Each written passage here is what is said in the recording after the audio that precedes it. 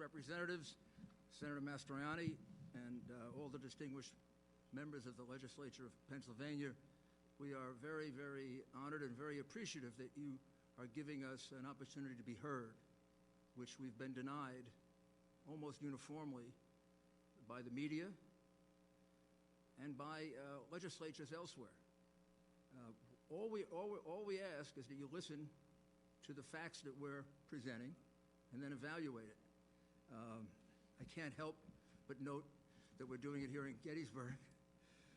Over 156 years ago, the fate of our country hung in the balance right here on this hallowed ground for 3 relentless days of bloody close combat between 2 armies that lost over 50,000 casualties. The fate of our republic was really decided that we'd be one nation, one union, one government, sharing values that are enormously important to us. And I don't want to overstate it, but I do believe that those values are at stake, not only in this election, but in the way this election was conducted and in what we're going to do about it. Because if we allow elections in the future to be conducted the way this election was conducted, we will have lost our democracy, our representative democracy. During the course of this election, we've come pretty close to losing our right of free speech. There's been censorship that I've never seen before of an incredible nature by big tech, big networks, big companies. They only allow one side to be heard, and they refuse to allow the other side to be heard. It's almost as if they're afraid the American people, if they should learn these facts, will find out just who they are and what they're about. This voter fraud that took place, which, as you will see from the witnesses that we call, had several dimensions to it, several different ways in which it was done. The most dangerous thing is it is very, very similar in at least 6 states that we've been able to study. In other words, what we're going to describe to you with these witnesses happened in roughly the same way in Michigan, Wisconsin, Nevada, Arizona, and Georgia. Primary device were the mail-in ballots. You know there was a fierce debate over whether we should have mail-in ballots in the first place. Many scholars, many experts always felt that mail-in ballots were very dangerous because they're very easy to forge. It leads to more defrauding. We were warned by Justice Souter, among others. We were warned by President Jimmy Carter and former Secretary of State James Baker in a report that they did on how to make elections more secure. They warned us that the one thing to do is do not go to general mail-in voting, because every place it's been used, it's led to tremendous fraud. And that was reiterated, believe it or not, in an article in the New York Times in 2012, an article they have now forgotten they wrote, that explained the same thing. And I think what you're going to find as you study your mail-in ballot procedure here in the Commonwealth of Pennsylvania and then in the 6 other places, this was a terrible mistake, and it allowed the leadership of a party that had become pretty expert at voter fraud to really go wild. So the witnesses we present are going to first show you that in the case of Philadelphia and in the case of Allegheny County and 1 or 2 other counties, the mail-in ballots that were received were not inspected at all by any Republican. They were hidden from Republicans. In the case of Philadelphia and Allegheny County, I can't be absolutely certain, but I do believe the witnesses will show that a Republican never got to see a single ballot. Now, you know how important that is to determining whether it is a valid ballot or not. There's only one time you get to do that, and that's when you separate the envelope that possesses the verifying information from the ballot. The moment you separate them, you can no longer verify. You can't go back and recount. You can't go back and check paper ballot against the machine ballot because it's a private ballot. It's an anonymous ballot. We want to keep it that way. The only thing that identifies it is that outer envelope. At that moment, when they're separated, gone forever. That's the moment at which inspections have been allowed, time immemorial, in America, Pennsylvania, all over other 49 states. Several of the witnesses here have been doing this for 20 or 30 years. They've never heard of a situation in which a mail-in ballot was just put in without allowing a Republican, a Democrat, even third-party members to take one look at it and object to it, for the very reason that it's too prone to fraud. Think about this. In your state, Republicans were uniformly not allowed, kept out, put in chutes like they were cows to keep them away from seeing these ballots. Never happened before. Not only that, the same thing was done in Michigan, the same thing was done in Wisconsin, and on and on and on. What's the chance that on the morning of November 3rd or 4th, when they started the count, that in each one of those places, the Democrat leadership of these highly controlled Democrat cities that have some history for corruption, and in the case of Philadelphia, a long history of voter fraud. I could show you the convictions. I don't think I have to. What are the odds that they're all going to wake up with the same idea? After years and years of always examining together absentee ballots, all of a sudden, in a year in which we have a couple million of them per state, we're not going to allow any Republicans to see them. The person in Philly figures that out, Pittsburgh, Detroit, Milwaukee, Las Vegas, Nevada? Or is it more likely that this was a common plan that maybe started with the whole idea of having mail ballots because it gives you a much wider range to cheat? When you had just a small number of absentee ballots, like 400,000, you have a certain range that you can cheat. When you have 250 or 2.5 million, you have a much bigger range to do that. So when you hear that testimony about not being allowed to see the ballot, you have to understand it's much more important than just that individual ballot. On election night, when I went to sleep, maybe when you did, President Trump was leading in your state by somewhere around 700 to 800,000 votes, depending on when you went to sleep. That's a huge number of votes.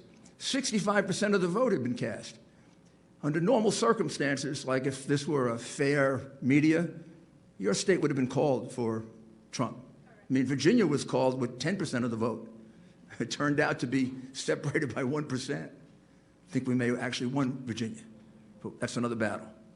Michigan, we were ahead by 300,000 votes. Wisconsin, more.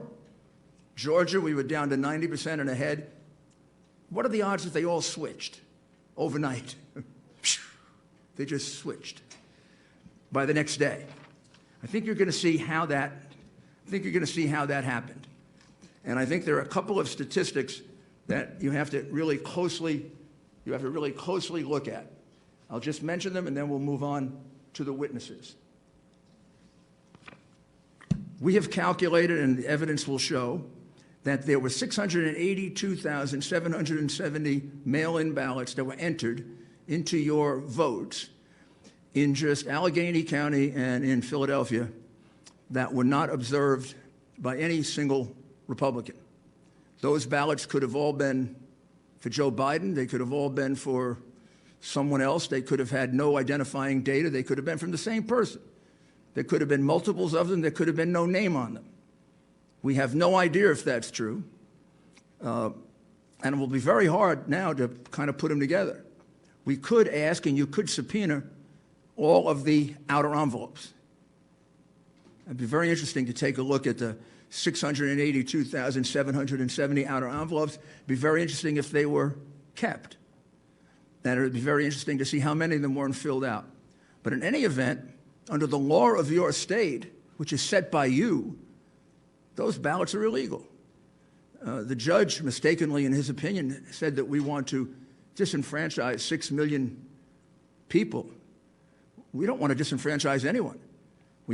want to disqualify 682,000 votes so that 74 million people are not disenfranchised, because that's what happened by the cheating that went on here. I'll give you one other enormously puzzling statistic. You sent out in the state of Commonwealth of Pennsylvania 148 absentee or mail-in ballots. You received back 1.4 million approximately. However, in the count for president, you counted 2.5 million. I don't know what accounts for that 700,000 difference between the number of ballots you sent out and the number of ballots that ended up in the count. That number, 2,589,242, was on your government website until yesterday. And yesterday it was removed without explanation.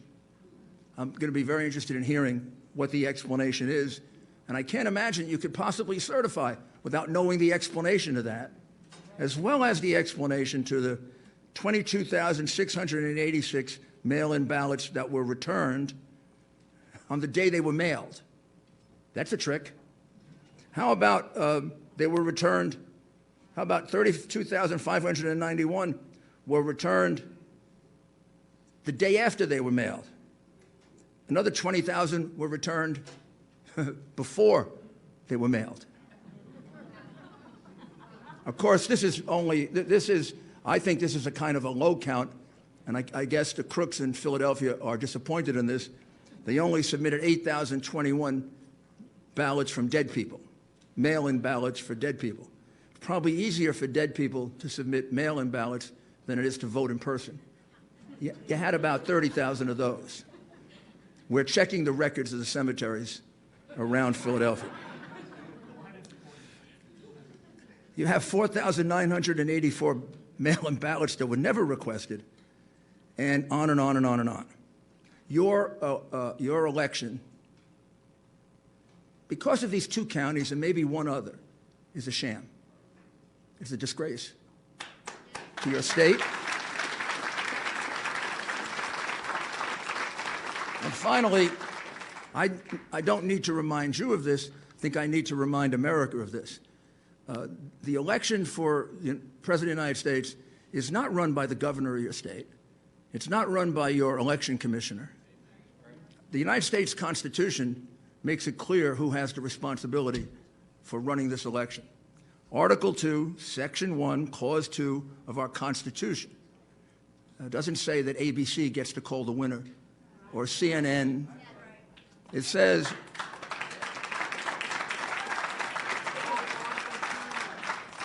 each state shall appoint in such manner as the legislature thereof may direct a number of electors. It's the state legislature that controls this process. It's your power. It's your responsibility.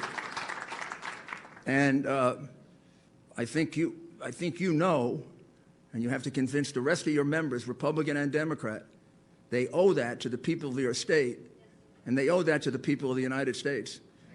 Because if this happens without consequence, if they can just enter 600,000 some odd mail-in ballots without allowing a single Republican to view it, what's to say that next time they won't do 1 million or 2 million? I know crooks really well. You give them an inch and they take a mile, and you give them a mile and they take your whole country. So now we'll proceed with the witnesses.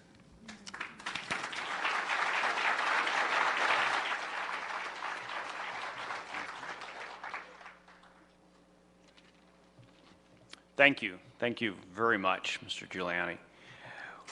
I've been informed that we have also been joined on Zoom by Senator Kristen Phillips-Hill, Representative Don Kiefer, Representative Barb Gleim from Central Pennsylvania, Representative Darrell Metcalf from Butler County, and Senator Langerhoek from Johnstown area. Senator Mastriano, would you like to introduce our next panel for the, looks to me like several people for 15 minutes as well.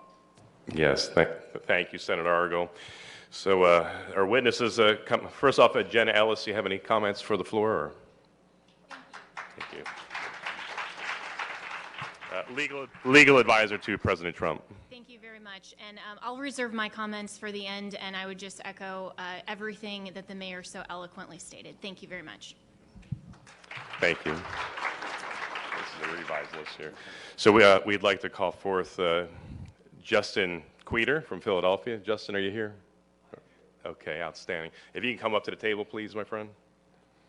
And Kim Peterson out of Pittsburgh. Kim, are you here? Come forth, please.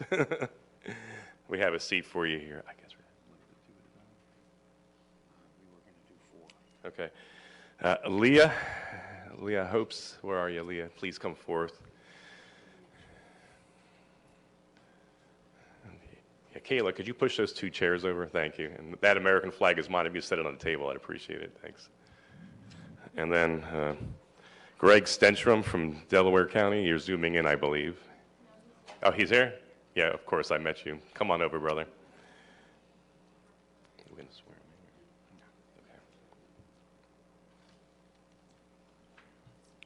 in. Okay, if you can, among yourselves, please divide up the next 15 minutes, and again, we'll hold all questions until the end. Please begin. I'll start.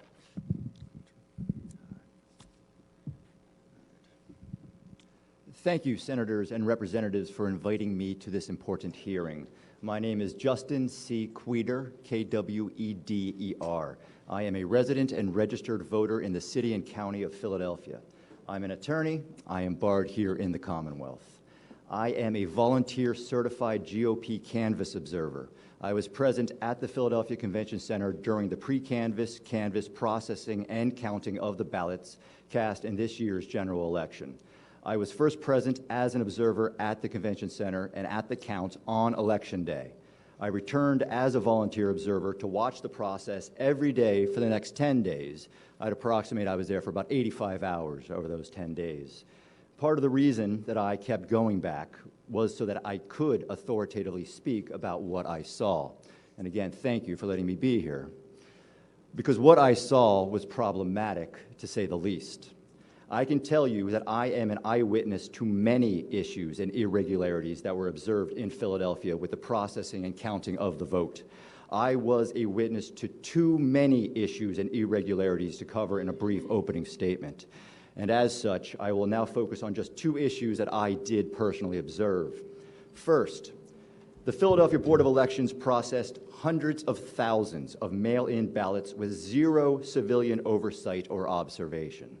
The mail-in ballots were handled, processed, opened, and counted in Hall F of the Convention Center. Hall F is a vast room, approximately 350 feet by 350 feet. That's about 120,000 square feet.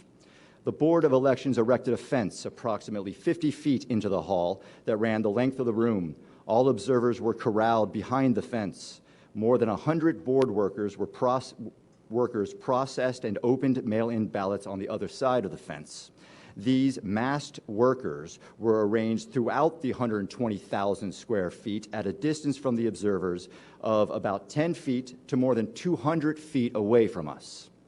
Unlike what some may have reported in the media, the vast majority, and I'd estimate at least 96% of the board workers were processing mail-in ballots 15 to 200 plus feet from us. Due to the distance of the workers from the erected fences, it was impossible for me or any observer to see what the workers were doing with any type of specificity. The observers were not able to challenge any decision or determination being made about the processing of these mail-in ballots. No civilian oversight over hundreds of thousands of mail-in ballots, 0 opportunity for observers to observe, challenge, or inspect the mail-ins being opened. I find this to be an issue and to be irregular. Move on to the second point, the pink highlighted duplicate ballots, which I haven't heard about, at least not in the media. As the weeks progressed, the observers were informed that the board was going to be duplicating damaged mail-in ballots that could not be read by the scanners. I was told that there were more than 5,000 of these damaged ballots. I was also told that the actual number was unknown and could be much higher. The process for duplicating these ballots was for 2 workers to work as a pair. One worker reading out loud what was marked on the original damaged ballot, and the second worker using a pink highlighter to mark the choice on the duplicate ballot. The board's plan then was to run the pink highlighted ballots through the scanners where they would be counted as votes. The board workers did this pink highlighter duplication work over the course of a couple days until thousands of ballots were duplicated with these pink highlighters.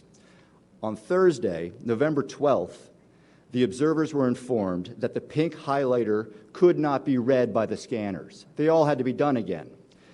All of the duplicated mail-in ballots had to be fixed. And the Philadelphia Board of Elections' solution to this problem was to give the workers who were working alone, individually, stacks of hundreds of what amounted to blank mail-in ballots. And the workers, individually, were to fill in the correct highlighted ovals with dark pen. No observation. They were marking thousands of blank mail-in ballots.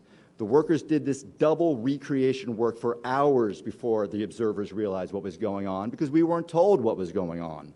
Only when the observers confronted the deputy commissioner about this irregularity was a system set up where the workers would show the observers each double recreated mail-in ballot by flashing it at them for a second from a distance of 6 to 20 feet away, for as good as that was.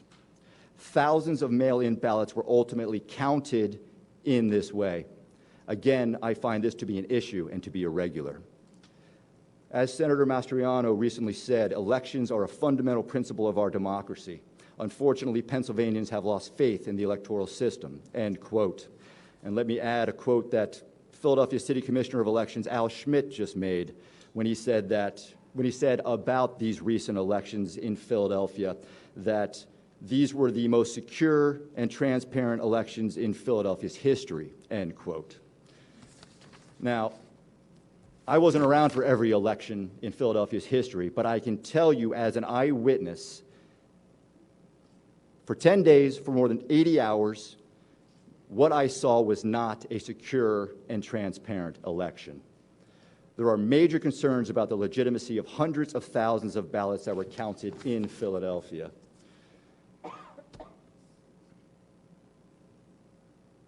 Excuse me. All right. Let me finish with this. May I suggest to you that any restoration of faith on the part of Pennsylvanians in our electoral system can and will only be accomplished after an investigation into this election, only after the law is properly applied to this election.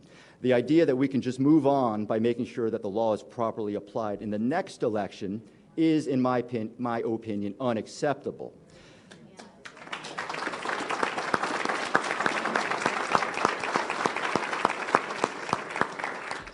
The issues, irregularities, and illegitimacy of what I saw leads me to conclude that the laws of the Commonwealth and of the United States were not being followed in Philadelphia when hundreds of thousands of ballots were counted in this year's general election. Action must be taken now to maintain our free and fair elections and to preserve and protect our elections' integrity. I look forward to answering any questions that you may have. Thank you.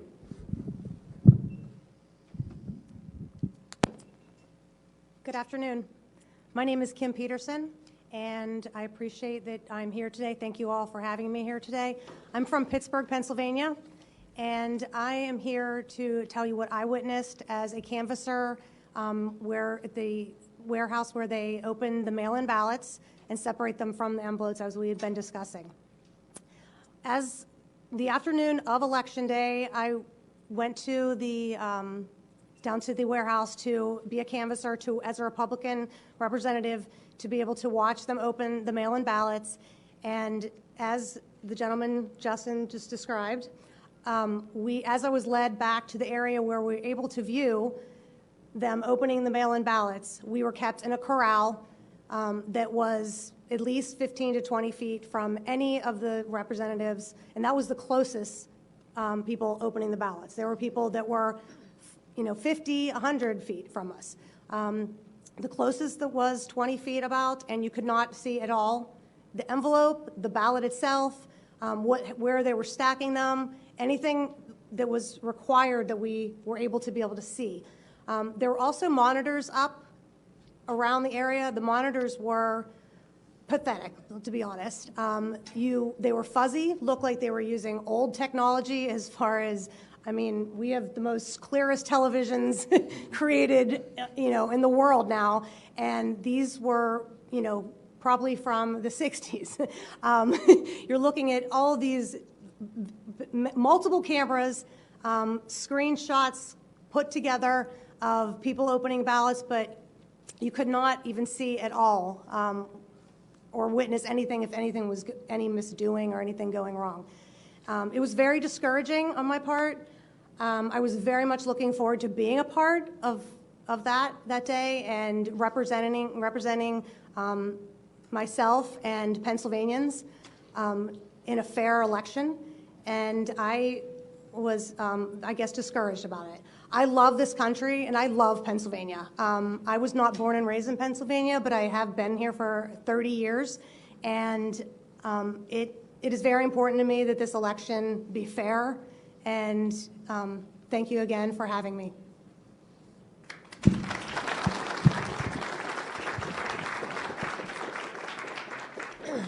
First and foremost, my name is Leah Hoops. I'm from Delaware County, Pennsylvania. I was a poll watcher on the day of election, and I was also present at the counting center in Chester, Pennsylvania. So first and foremost, thank you to this committee and all those involved, and especially Senator Mastriano and former Mayor Rudy Giuliani. To our fearless and brave president, thank you for being our shield and putting us first, and I am forever grateful. It is an absolute honor to be a part of this hearing and to finally have an opportunity to speak about what took place in Delaware County, Pennsylvania. I feel as an American that it is my duty to help protect the integrity of our elections, not just for me, but for every American. There are many who have lost life and limb for my right to vote. I want to give a brief introduction and history of how I got involved in this election. 4 years ago, Donald Trump came down an escalator, and I knew that he was here to take back our country. I was born and raised in Delaware County in a conservative home. I was taught from an early age to love thy neighbor, defend your country, and by all means, always speak the truth. I took those values throughout my life and applied them in every avenue possible, which brings me up to the present. And about 18 months ago, I became a volunteer and assisted with a campaign for a magisterial judge. In that process, I was approached by my current chairman and became an appointed committeewoman for the Bethel Township Republican Party. In conjunction with my committee position, I also started volunteering for the Trump campaign, registering voters, and assisting with events. During this time, I started a watchdog group and reached out to the Thomas More Society. Now, associates, we've been focusing our efforts in election integrity. Our greatest efforts have been in following closely the newly elected and completely Democrat-run Delaware County Council and the Democrat Majority Election Board. This also includes any and all contractors, support staff, and any key players involved. What we found was actually concerning. Not only was private grant money used from the Center for Tech and Life owned by Google and Mark Zuckerberg, but pop-up voter sites were also approved.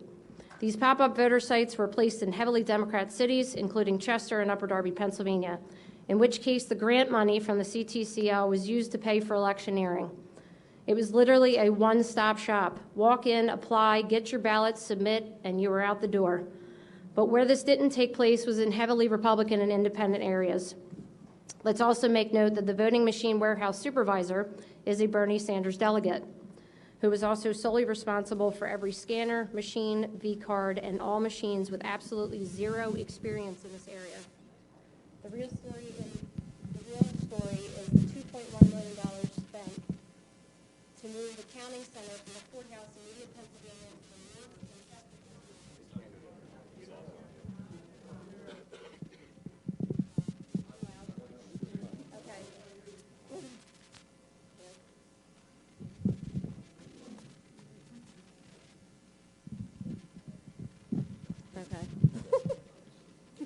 Okay, sorry.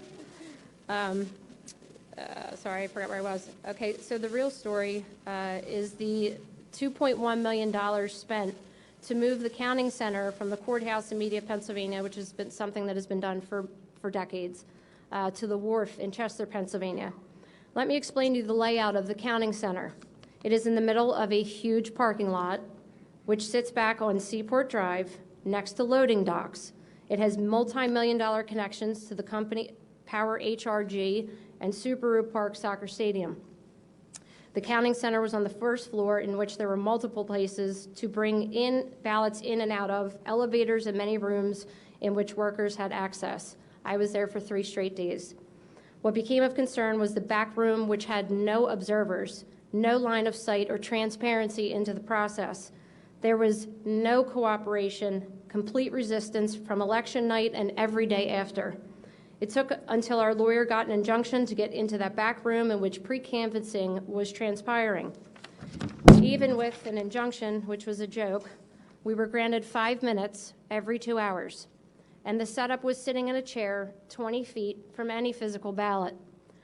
I truly wish I had enough time today to recreate what I witnessed and felt during those moments, but we did not gather here today just for me and my experience, but rather a collection of experiences from Americans like myself. What I hope to achieve is for the public to understand is that we have stuck our necks out, have been intimidated, threatened, bullied, have spent countless hours away from our families, friends, and jobs. We have signed affidavits under penalty of perjury, which should be consideration enough to know that this is a very serious issue. I'm here for one thing only, and that is to speak the truth. This is not about party. This is about my country. Every American deserves transparency, truth, and be able to question those in power without fear of intimidation, bullying, or backlash. I hope this committee takes action if needed, and justice will be swift to anyone involved in fraudulent activity. The Republic is angry, disgruntled, tired, beaten up, and ready to defend this country.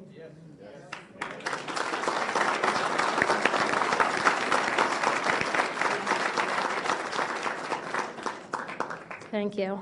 Without election integrity, we are just another banana republic. I thank you again for your time, efforts, and service, and it is an honor to be here and to be part of a historical moment. Thank you.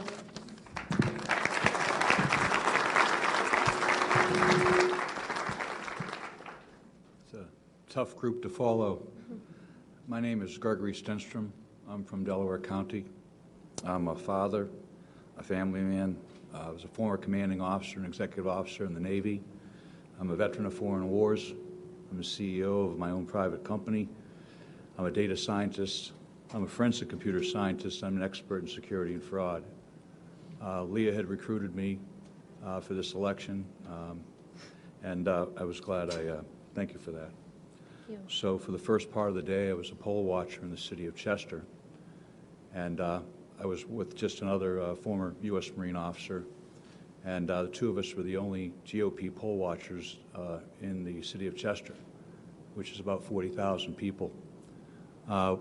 Because of the consolidation for COVID, there were 7 polls that we were allowed to, that we were able to make it to in 22 precincts. What we saw out there was pretty orderly and exciting. People were excited to vote. One of the things we saw out in the field was that people, quite a few people had done mail-in ballots. So they came in and they hadn't been updated in the Delaware County database yet. So they would come in and say, the database is not showing me on the database, I'd like to vote. So the process, one of the processes was to give them a provisional ballot. And then they would vote provisionally, and then later on their vote would be sorted out. That didn't happen. I observed, and the gentleman that was with me observed 7 different polls where the people were given a regular ballot. So they cast a vote and put it in. We let it happen a few times. We didn't jump all over them. It happened a couple of times. We went up. In all cases, the election judges were very forthcoming, very polite. They apologized and they said they couldn't do it. But that somewhat spurred me to go down to the counting center, which Leah described. It's on the Seaport Ave. It's a remote building, not much around it. And I wanted to take a look. All day long I had been told that there were 10 to 20 GOP poll watchers down there and that everything was well in hand. And out of curiosity, I decided to go down. I arrived at 6 o'clock. With 4 other gentlemen, again, former military and some good citizens from Delaware County. And we weren't allowed to get in until 11 o'clock at night, and we had to get some legal help to get us in. So it took us 5 hours to get upstairs. After that, what we saw here is, what I saw is I really think the crux of this in Delaware County is as an expert in this, I think it's impossible to verify the validity of about 100,000 to 120,000 votes. Now, Delaware County's got 425,000 registered voters. Approximately 300,000 of them voted. I don't know what the exact number ended up. Mayor Giuliani nailed that number. But of that number, over 100,000 are in question in my mind. What I saw as a forensics expert was an election process that was forensically destructive in the manner it was conducted, with the envelopes being separated from the ballots and gone to the other side of the room. And the problem with that from being forensically destructive is that when you go to do a recount, okay, the machines did a pretty good job of recounting, so if I have 120,000 ballots, mail-in ballots at one side of the room and envelopes at the other side of the room, it's still going to come out 102,000 votes for Vice President Biden and 18,000 votes for President Trump. I don't care how many times you recount those votes, you know, the ballot's going to come out the same every time. So the notion of a recount in a forensically destructive process doesn't work very well.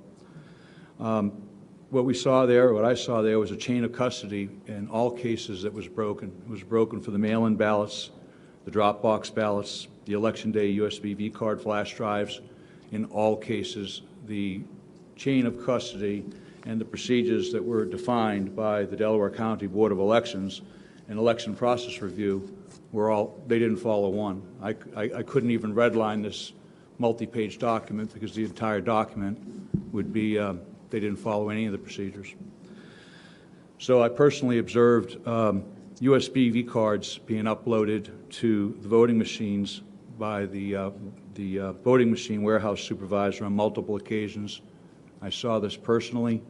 I brought it to the attention of the deputy sheriff who was there stationed, who was a senior law enforcement officer, and I brought it to the attention of the clerk of elections. I brought it to their attention. I objected, and I said, this person is not being observed. He's not part of the process that I can see, and he's walking in with baggies, which we have pictures of, and it was submitted in our affidavits, and he was sticking these USBs into the machines. So I personally witnessed that happened 24 times, over 24 times. We have multiple other witnesses that saw it, including Democrat poll watchers. And we were told, I was told the next day by the solicitors, well, actually not the solicitor, but the attorney that we had secured, that they said every election they leave a couple of USBs in the voting machines and they're brought back, and generally the warehouse manager comes over and puts them in. So in talking to the U.S. Attorney General McSwain and other law enforcement officers, I found out that was not the case, that generally, you know, more than two is unusual.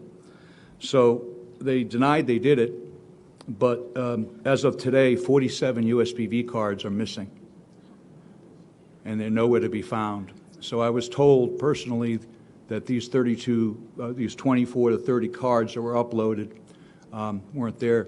Those cards, I demanded that they didn't update the vote live time. They only updated it about once every 2 or 3 hours. I demanded they uploaded the vote so I could see what the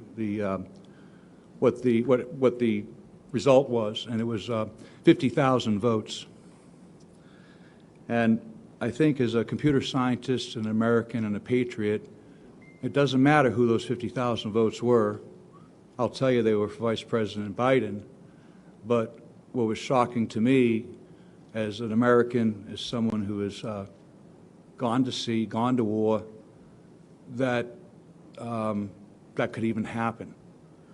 So several other things that came up was on Thursday, it took us 3 days for them to obey the court order that I secured with Leah's help and the help of the Thomas More Society, who we thank, incredibly good patriots. They got us in there. They got the order for us to get in and watch it, look at the back offices, which were locked, for 5 minutes every 2 hours. I went in. I was the first one allowed to go in at 1:30 on Thursday, and then again at 3:30 for 5 minutes. The county solicitor had a stopwatch. On the first time, I was not allowed to touch anything. The second time, I did. what I observed in the locked room in the back office was 70,000 unopened mail-in ballots. They were in boxes of 500, stacked in neatly. The gentleman that came in with me was a Democrat poll watcher, is a forensic pathologist, a very detailed, very dedicated man, and he took meticulous notes as well. And I verified with him, are you seeing what I'm seeing? We both agreed as GOP poll watchers and a Democrat poll watcher that we had witnessed 60 to 70,000. We had a little bit of a disagreement there. The problem with that was by that time, the mail-in ballots had already been counted. So 120,000 mail-in ballots had already been counted, posted, and done. So my question is, where do the 70,000 ballots go? And nobody knows. We have a picture in here of a large number of boxes that I took that were filled with what appeared to be ballots sitting by the Blue Crest machine. They were there for about 3 hours, and then they disappeared. I thought it notable when I watched it, when they were taking the ballots up and down. I said, I am an expert in fraud. I saw the ballots going up multiple elevators and racks, and I think a lot of well-meaning people and a lot of honest people were there doing that. They were trying to participate in the process, and I would say that 99% of the people there, the way the process was designed, I believe that people thought it was a non-fraudulent process. I heard that said many times. I said, there's no fraud going on here. I said, well, I'm not, I didn't even bring that up. But I think people saw what they wanted to see, and they saw what was intended for them to see. I called it at one point kabuki theater. I said it was all designed for us to see it. It was entertaining. There were cameras on it.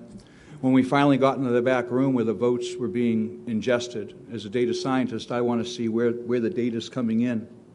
And I wanted to know the universe of the votes. Well, the universe of the votes was only supposed to be 120,000 mail-in ballots. We were told there were 6,000 ballots remaining. So I said, okay, we have a universe of 126,000 votes. And then when I get back there, the universe wasn't 126,000 votes. The universe was 200,000 votes. So that's a problem. I think the last thing I wanted, a couple of other things, is the Blue Crest sorter machine was only manned by one person. People ask me all the time, how do people commit crimes? I know there's a lot of theories here, and I always look for the simplest thing. People that sticking USB sticks in, putting ballots in, very simple thing, only takes a couple of people. Doesn't take a big conspiracy. I think people look at things and they use inflammatory words, and like fraud and so forth. As a forensic computer scientist, my interest is in the data. Where did it go? Where did the spoilage go? How did the data come in and go out of the system? So I think as a scientist, we need to look at that, we need to audit that. What was really upsetting to me, and the most upsetting, was I had spoke to multiple law enforcement agencies and literally begged multiple law enforcement agencies. I said, go in, and I said, in order to prove that nothing's happening, you either exonerate yourselves in the process or refute what I'm saying, please. It's a very simple process. Just go get the forensic evidence from the computers. It's a simple process. You turn the computer off. It's non-destructive. It takes moments, maybe half an hour, 20 minutes to do it properly and collect the evidence. You open the computer up. You take a device called a bit blocker. You put it in the hard drive. It's done under the observation of law enforcement officers. They take a forensic image of the drive, put it all back together. It wouldn't have taken more than an hour to image all 5 machines. That was never done, despite my objections, and that was 3 weeks ago. Lastly, when they said, well, we've got all the forensic records and so forth, we just learned 2 days ago that virtually all chain of custody logs, records, yellow sheets, everything was gone. All forensic evidence, all custody sheets in Delaware County are gone. They had a signing party where they sat down, and poll workers were invited back to recreate those logs And our understanding as of today was that they were unsuccessful in getting them all. So we have a situation where we have 100,000 ballots to 120,000 ballots, both mail-in and USB, they're in question. Now, there's no cure for this. There's no remedy for this. As a home charter, we could have a re-election in Delaware County for our own representatives within our own town, but there is no cure for that for the President of the United States. And I don't believe, as a citizen and an observer to this, that anybody could certify that vote in any good conscience. And if the Democrats that have a part of this process, had done things, followed their own procedures, which they created almost unilaterally, we would be in a situation where they could exonerate themselves and they could say, Mr. Stenstrom, you've been misinformed. We have evidence here that refutes what you say. But that's not the case. They can't do that. So I say, if you can't certify that vote, and you can't certify 100,000 votes out of 300,000, then you can't certify Delaware County. And I'm done, and thank you for your time and patience.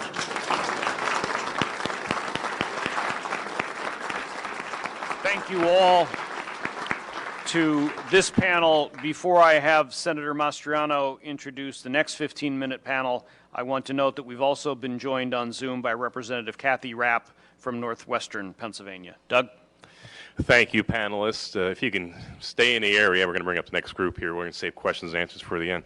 Mr. Mayor, I understand my list might not be synchronized. I'm going to ask you to introduce the next folks coming up to testify. If you could pass the mic to the mayor, somebody. Thank you, Walt. We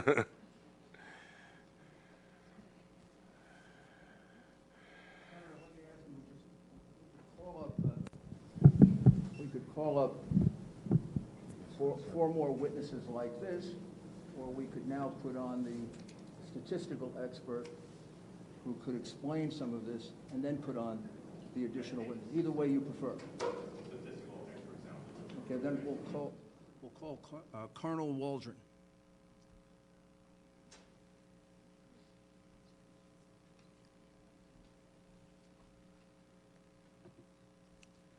And if you don't mind, if I can interrupt and ask him a few questions, I can probably get it directed. It's good for me to do that because I don't understand it, so. I'm only kidding. Colonel, please introduce yourself. Good afternoon, Senator, Colonel, and gentlemen, ladies. My name is Phil Waldron. I'm a retired Army Colonel, 30 years. Spent the first half of my career, just like Colonel Mastriano here, as a cavalry officer conducting armed reconnaissance, counter-reconnaissance. Last half of my career spent in information warfare as a psychological operations officer and information operations officer, conducted computer network operations, electronic warfare, special electronic warfare, deception, counter-deception, and OPSEC, and a couple other specialties. Sir, sorry. You still got a Stetson and Spurs. So I spent all of my time as an operations officer. My perspective looking at this this problem set is how to break in, how to break it, how to destroy it, how to manipulate it. And my team has been researching this specific issue since August, but we're working with another team that's been intently working on this problem set, the voting machine manipulation, for 2 years, since the Ted Cruz and Beto race in Texas in 2018 and the Kentucky governor's race, where there were significant anomalies observed. And I'd like to add that there are many, many more teams like ours, small teams that are joined in this fight, and they're throwing the flag left and right. So there's a lot of folks who are recognizing anomalies. The voting systems in the U.S. And in Pennsylvania were built to be manipulated. They've been used in elections around the world and stolen elections around the world in Venezuela, Italy, Argentina, Singapore, Bolivia as close as 2 weeks ago. The Philadelphia uses ES&S, Pittsburgh uses Dominion, other counties in Pennsylvania use Dominion and other systems. So what's the real deal? So all of these election systems have a common DNA.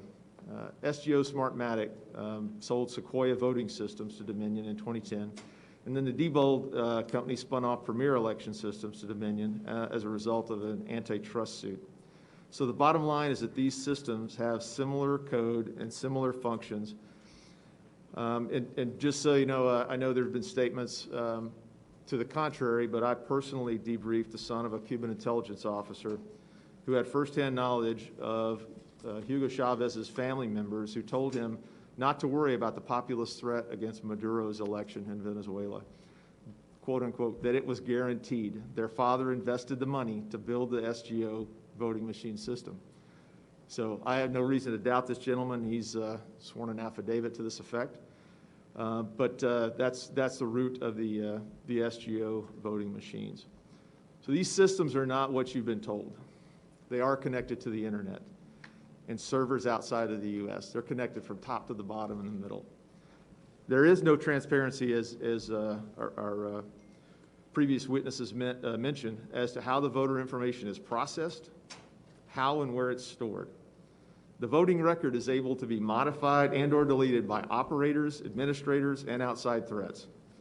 Operators can assign votes for write-in ballots, blank ballots, or error ballots in large numbers so that they can be directed toward one candidate or another at the operator's or supervisor's discretion. And many experts have published how easily these machines can be hacked to manipulate votes. As a matter of fact, one of our white hat hackers previously discovered a malware that's present on the servers that captures every login and every password of every operator down to the precinct level that logs into one of these systems. It's just like giving the password to your bank account out, putting it on the dark web. It's not going to be there very long.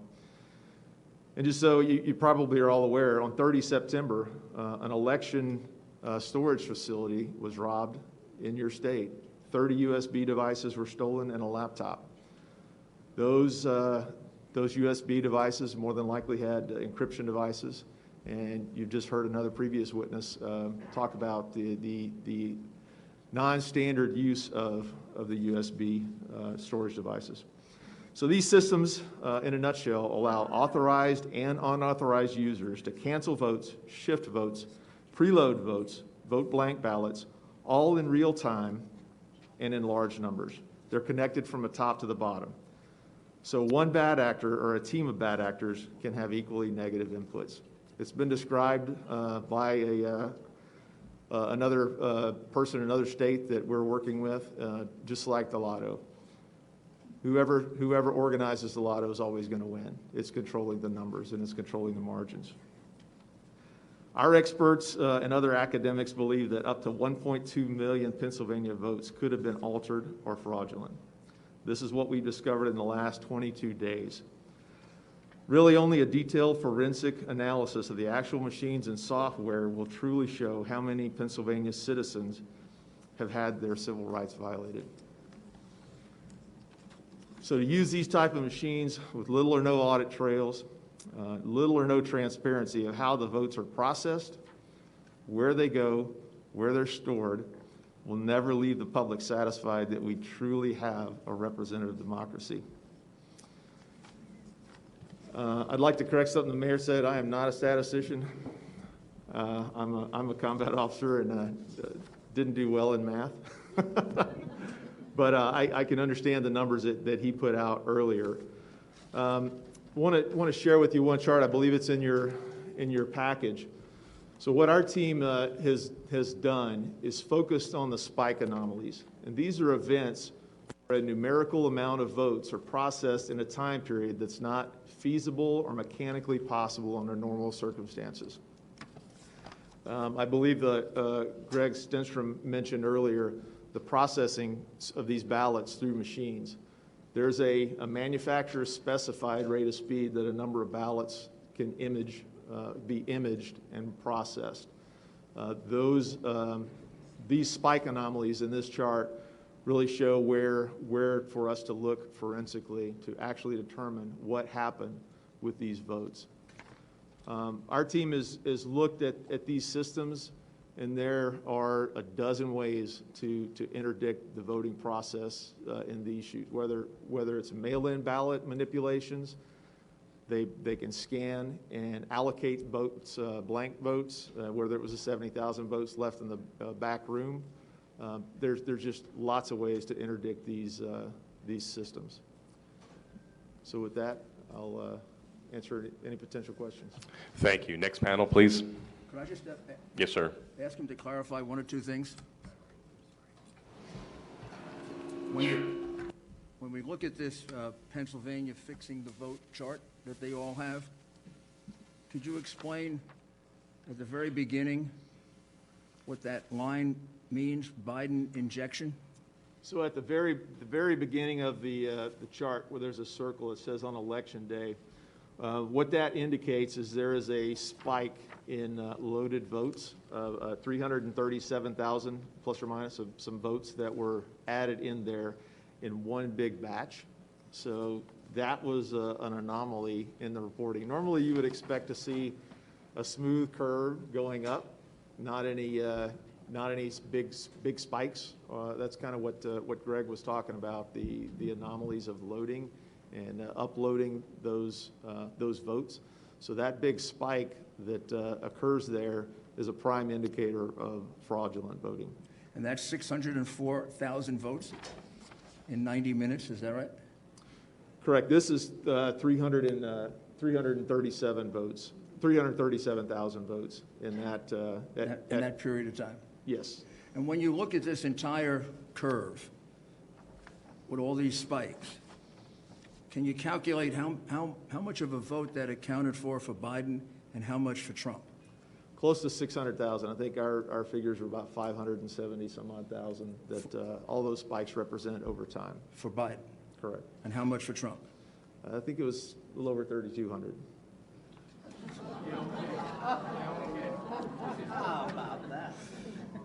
Now, just to go back to your original document, this one pager that they all have. Mail-in ballots counted without being observed. Those are the ballots we were talking about that were not observed in Allegheny County and in Philadelphia. Correct. Is that right? 682,770. Now, this is the part that is a mystery. Mailed ballots sent out, 1,823,148. But when you go to the final count of the vote, there are 2,589,242 mail-in ballots. What happened? How do you account for the 700,000 mail-in ballots that appeared from nowhere? So our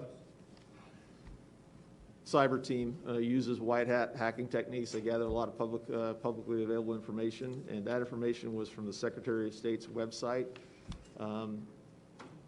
That website has been updated as late as 11/16 this morning with provisional and mail-in ballots, so those numbers are still changing. They changed last night, so it's a continual target. This is 22 days after the election. That number, the 2.5 million number is no longer on the website. Just been taken off? It's not there anymore. Is there any explanation for why it's been taken off? There was no annotations. But has there been a change made in the 2,589,242 mail-in votes that have been counted in the total vote? I'd have to check the Secretary of State's website as of. And could you also after check and see, 11/16. is there any change in the 1,823,148 ballots that were sent out? The mailed-out ballots number seems to be holding steady. And was there any other method of producing ballots other than sending them out? Not that we're aware of, unless as previous witnesses have testified that the potential for multiple ballot counts.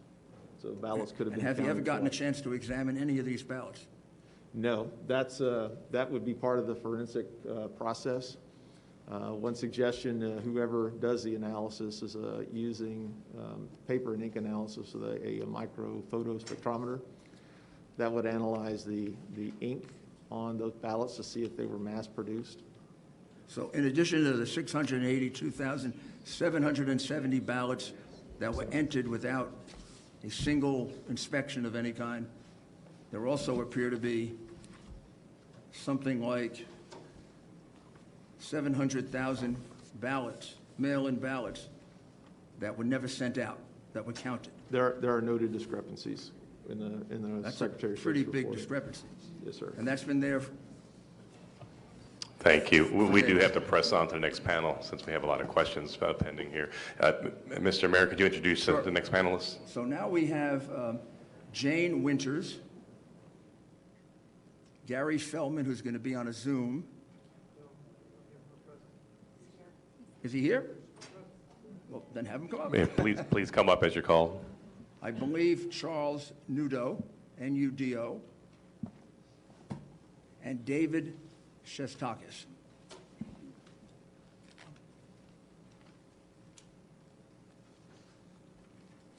I think I have them all. Mr. Chairman.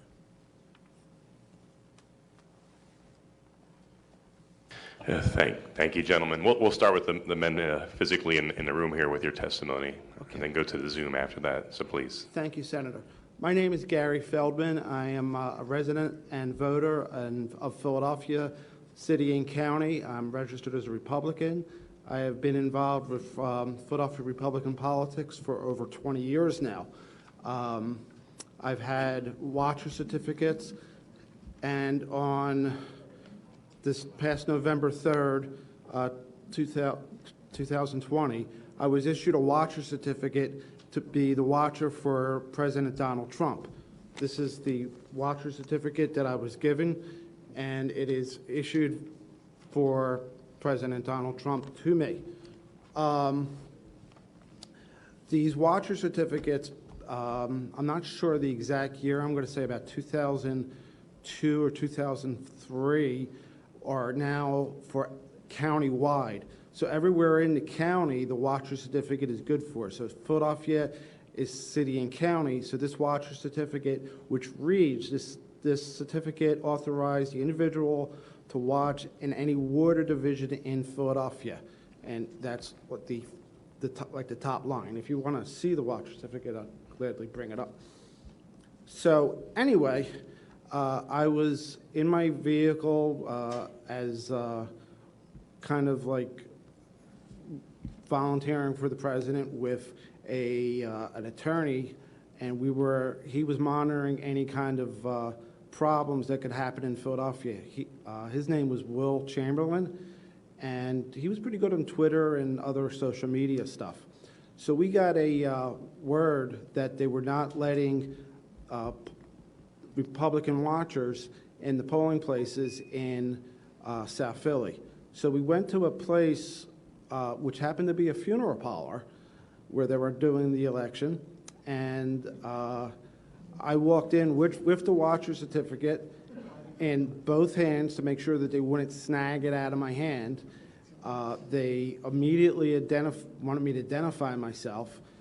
One of the problems that happens is the Republican watcher certificates are this gold-orange color, where the Democrats are like a light blue. I've never really seen one, but I heard they're light blue. So they know right away that we're Republicans coming in there to watch. So two poll workers, I don't know who they were wearing masks and everything. I produced a certificate, and she starts saying it's not good here. And I'm like, it is. And I said, please read the top line. The gentleman that was with her said, would you like to go outside and talk about this?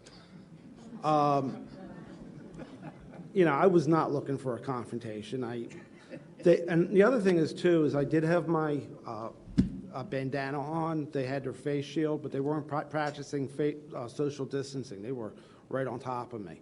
So we did step outside because he wanted to step outside. Will Chamberlain is not a Philadelphia resident, so he's not issued a Philadelphia watcher certificate. And he proceeded to take a video of me having a confrontation on the street with these two, I don't know who they were. I don't know if they were poll workers. You know, they never identified who they were. The video, which was released to the public, is a little over 30 seconds on Twitter, and it already has 3.8 million hits on Will's Twitter page. There is a complete video, and it's on my phone, and I know I made it available to the senators. It's over a minute about what happened on the street. I tried to explain this watcher certificate is for the city of Philadelphia. You're in the city of Philadelphia, and you have to let me observe. I'm the eyes and ears of the President of the United States, and they wouldn't allow that.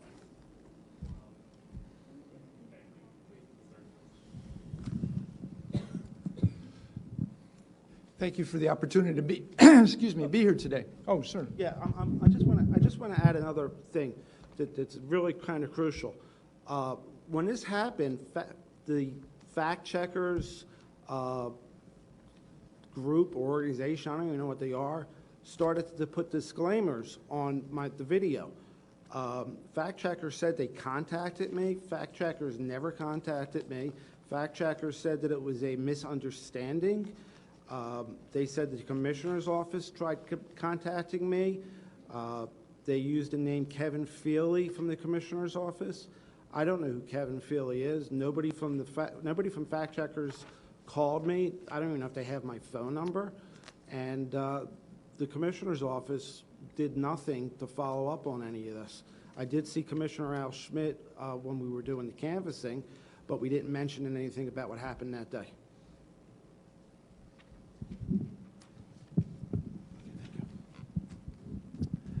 Good afternoon. I'm Dave Shostokis. I'm an attorney, licensed to practice law in Illinois and Florida.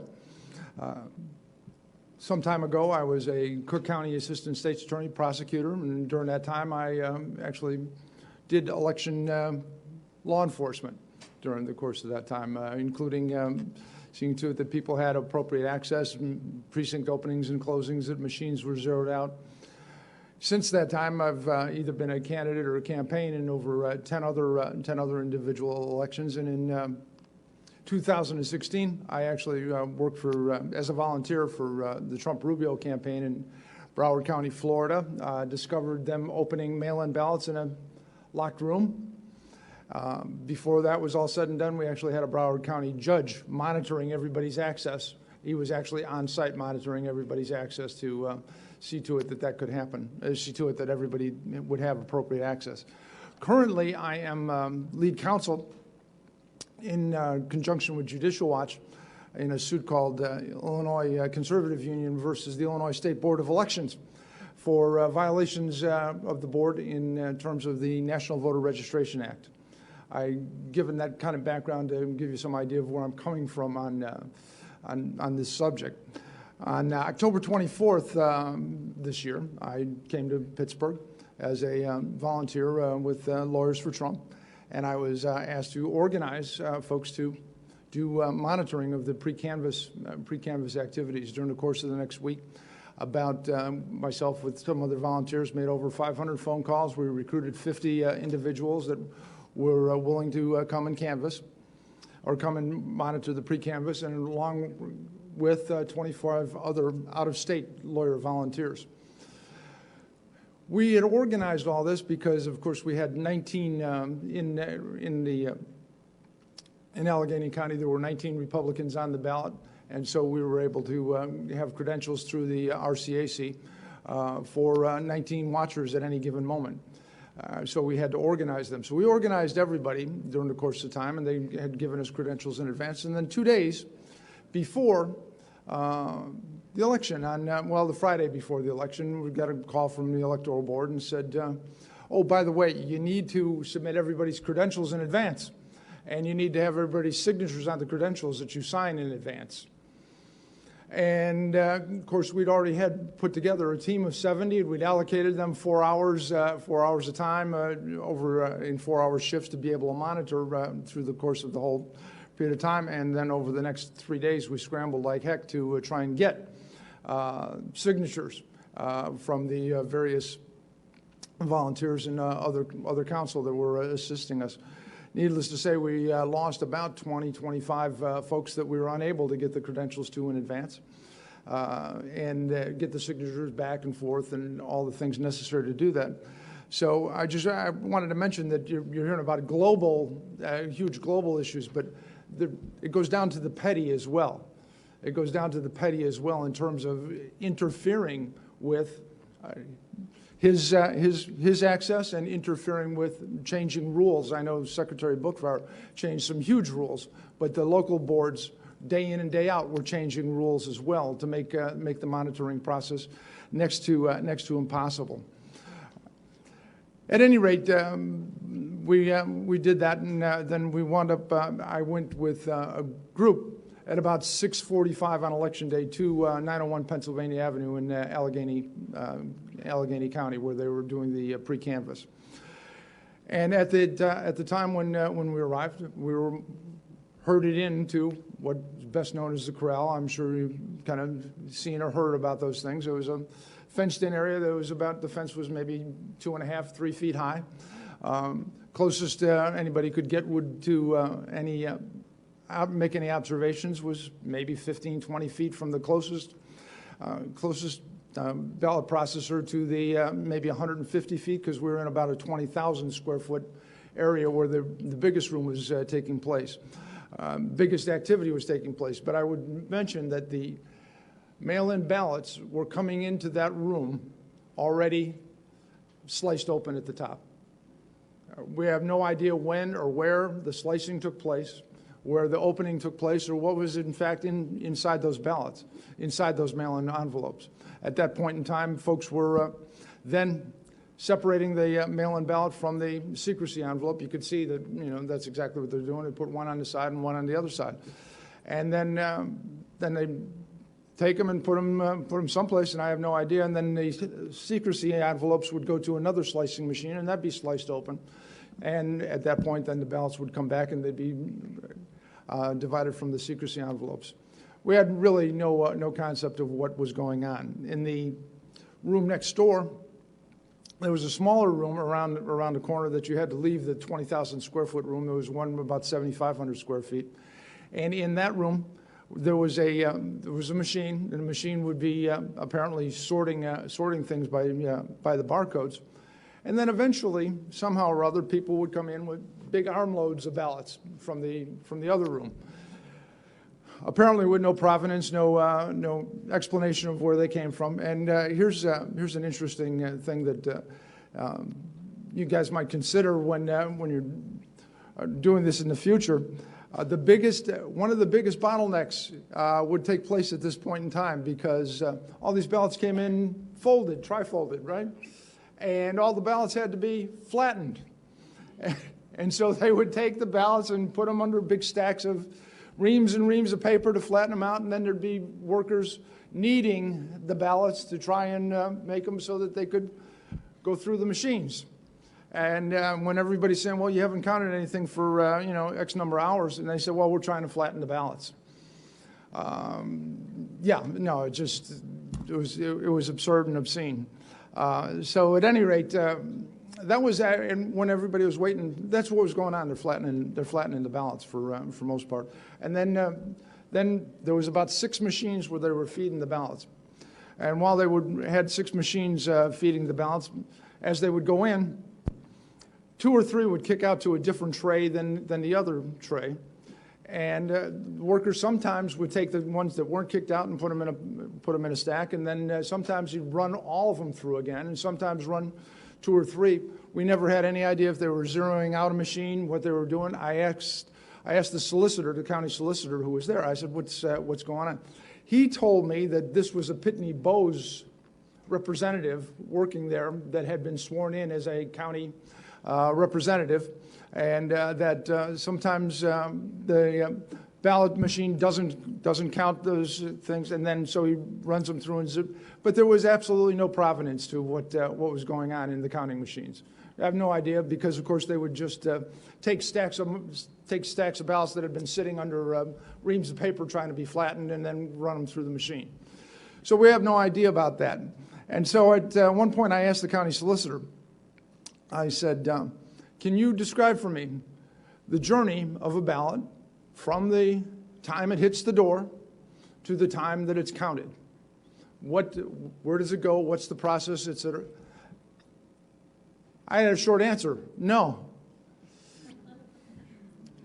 I then asked him, I said, can you give me any written protocol about what is supposed to happen? It hits the door, then it goes to a machine theoretically sorted by barcodes, from what I understood from someone else, so that if there's a challenge in advance of the election, they know where to look, because of course at 5 p.m. on the Friday before elections, you can challenge things for people having died and a few other reasons.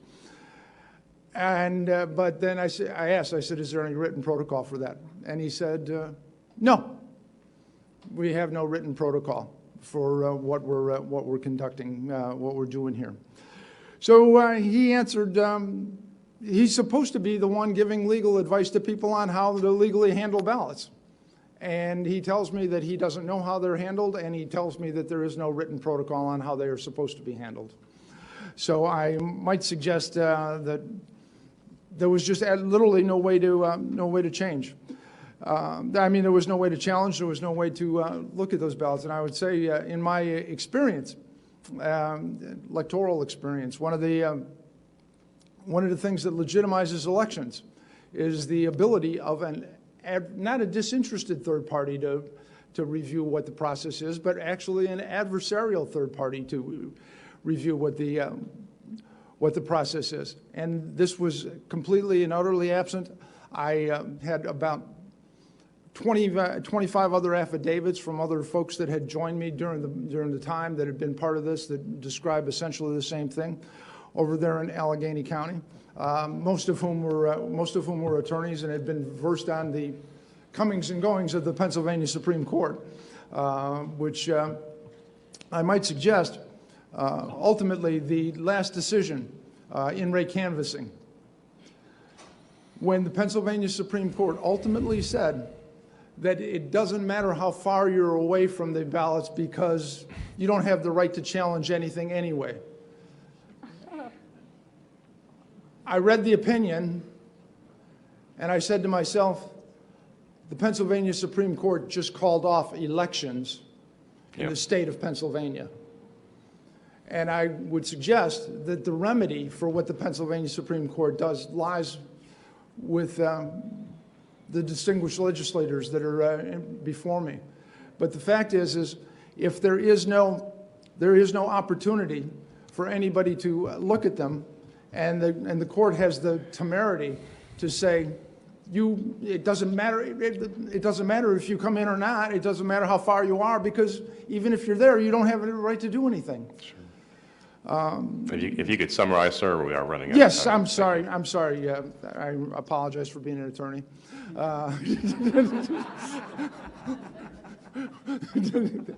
No, I apologize, Senator. But I just, I'll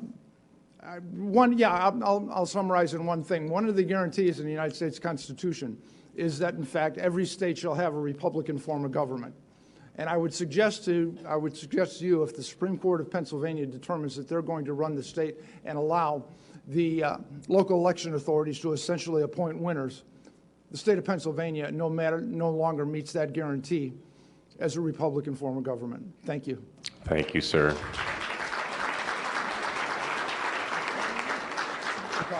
If we could go to our two witnesses on Zoom now, if you can come forth.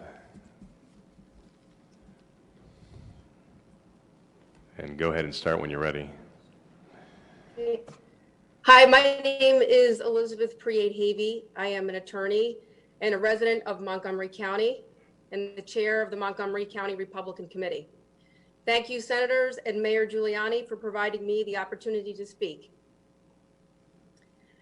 After the primary, our committee prepared and provided to the PA legislative leaders and members of the Montgomery County staff in charge of the election a 30-page report of the mail-in ballot and election day problems and irregularities we experienced in Montgomery County. We made detailed recommendations for changes with the hope that the general election would be smoother. Unfortunately, that was not the case. There are a number of issues that evidence a total lack of transparency regarding the handling of the general election in Montgomery County. First, the Montgomery County Republican Committee was not provided meaningful view of the mail-in ballots at any time despite our requests. Second, we were not provided with regular detailed information about the mail-in ballots over the course of the election despite our requests. Third, we still lack complete and detailed information about these ballots despite our written requests. We were provided our first opportunity to view and learn about the canvassing site on Sunday, November 1st, just 2 days prior to the election. At that visit, the chief operating officer of the county showed us the room where the canvass was to take place. To our shock, we were told we could not directly check the mail-in ballots. After some significant pushback by me, the county agreed to allow 2 watchers inside the room, but they were never able to see the ballots up close. Again, there was no meaningful observation of the ballots and absolutely no check of the ballots by anyone other than the county staff, which is all run by the Democrats, as to whether or not these ballots met election code criteria. At the most basic level, we were not even able to check to see if a voter voted twice or if a voter was deceased. And with the removal of the signature being a check for existing voters, there was no way to protect against someone fraudulently voting for a registered voter. In addition to having no meaningful observation or review of over 200,000 mail-in ballots, we were not provided with the change in rules by the county to allow the curing of mail-in ballots in a timely manner. On Thursday, October 29th, I received an email from Frank Dean, who ran the election for the county, with a list of ballots with what they described as defects, and if the voter had been contacted by the county to cure the defect. At the tour of the county, the canvass on November 1, we were shown bundled mail-in ballots divided by precinct, which the county identified as having a defect, and explained that those individuals had not cured these ballots as of November 1st. The county did not provide the Montgomery County Republican Committee with an opportunity to have an authorized representative present in what was effectively the pre-canvass, a legal term, pre-canvass of the ballots, when it reviewed and contacted voters about their defective mail-in ballots. After immediate investigation, it was clear that other counties across Pennsylvania were not allowing this illegal pre-canvassing to take place. In particular, our neighboring county, Berks County, a county that the president won by over 8%, interpreted the law as written and did not contact voters to cure ballots weeks prior to the election, as Montgomery County did. A portion of Berks County and most of Montgomery County share 1 congressional seat. So voters were not treated equally in these 2 counties in the same district. Since the election, we have received many calls and emails from Republicans with questions about whether their mail-in ballot was counted, expressing concerns that they didn't request a mail-in ballot but received one anyway, that they were made to vote provisional when they shouldn't have, that they have great concerns about the efficacy of this election. There is a real disenfranchisement of voters across Montgomery County. Many people feel their vote did not count. Because we lack the information we need to tell them otherwise, and because we were not able to have any meaningful check on mail-in ballots, we cannot provide these concerned voters with the assurance they need that the process was fair and that the election was honest.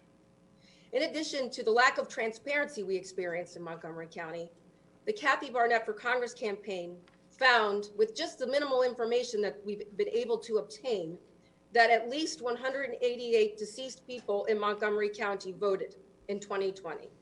They also found concerning anomalies in the results.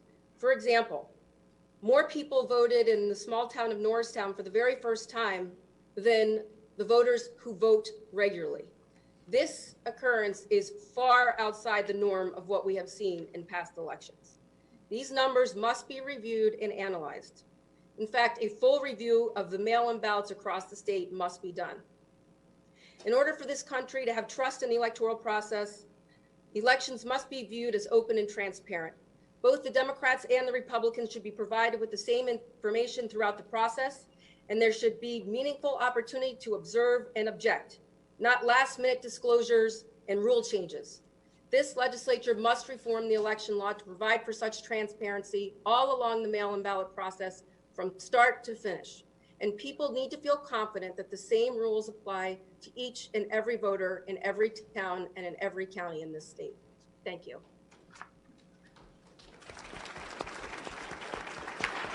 Okay, next member on the Zoom, are you up? Thank you. Do we have contact? She's still on. Okay, there you are. We're ready. Please proceed. For Julie Vahey. Oh, no, she's going. Go ahead. Hello, thank you for having me here today. My name is Julie Vahey, and I'm a resident of Montgomery County and the Executive Director of the Montgomery County Republican Committee. I'm here to speak with you today regarding my experience as an observer of the pre-canvass and canvass of the mail-in ballots. In Montgomery County, we had over 250,000 mail-in ballots requested for the general election. In the weeks leading up to the election, I personally trained over 100 volunteers to inspect and monitor the counting of these ballots to ensure the legitimacy of the vote in Montgomery County. Unfortunately, they were never given this opportunity. On Sunday, November 1st, during a walkthrough of the mail-in ballot facility, we learned that no watchers were permitted to inspect or even see the outside envelope of the ballot. After some significant pushback by our chairman, Liz Havey, the county agreed to allow 2 watchers inside the room, of which I was one.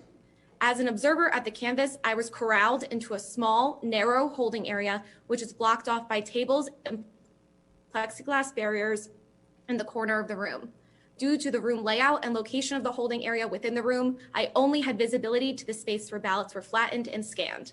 This was a huge area, and the closest scanner was roughly 6 feet away and the farthest approximately 25 yards away. From my position within the holding area, I had no visibility or access to the room where ballots were sorted, outside envelopes were inspected, and both outside and secrecy envelopes were open. The space was divided from the scanning room by a large white wall, blocking all visibility to the slicing machines, the blue crest sorter, and the ballot storage room. In my opinion, this was a totally separate room and not one room, as the county election board argued. During our walkthrough of the campus facility on Sunday, November 1st, we argued that this was a separate room and was told by the county chief operating officer that we would be able to view this space by security camera footage. The footage from these cameras was streamed to televisions in a conference room on the other end of the building, which was approximately a 4-minute walk away from where the ballot canvass room was. The system was not set up on our walkthrough day, and it was not until I arrived back at the facility at 7 a.m. on election day that I could see the footage was extremely poor quality, and you could only see pixelated images of workers moving around the room and had no meaningful visibility of the ballots. Over the last 10 months in my role, I have spoken to thousands of voters firsthand who have lost faith in the election processes and procedures in Montgomery County and across Pennsylvania as a whole. Today, I still lack the information needed to properly inform voters that their vote was in fact counted. I thank you for holding these hearings today and hope that the appropriate legislative changes are made to restore confidence in our elections. Thank you. Thank you.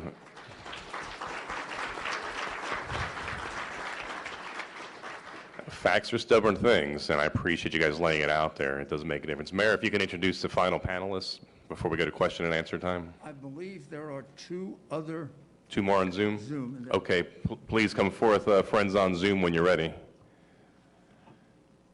Here we are. We're here, but we can't see ourselves. Can you hear us? We hear you loud and clear. Please begin. Okay. My name's Charles Noodle. I live in Drums, Pennsylvania. Can you hear me? Yes. Can you see me on the screen? You're not on the screen. Yes. No, but please continue. Okay. Go ahead. My mother, no, we got somebody else.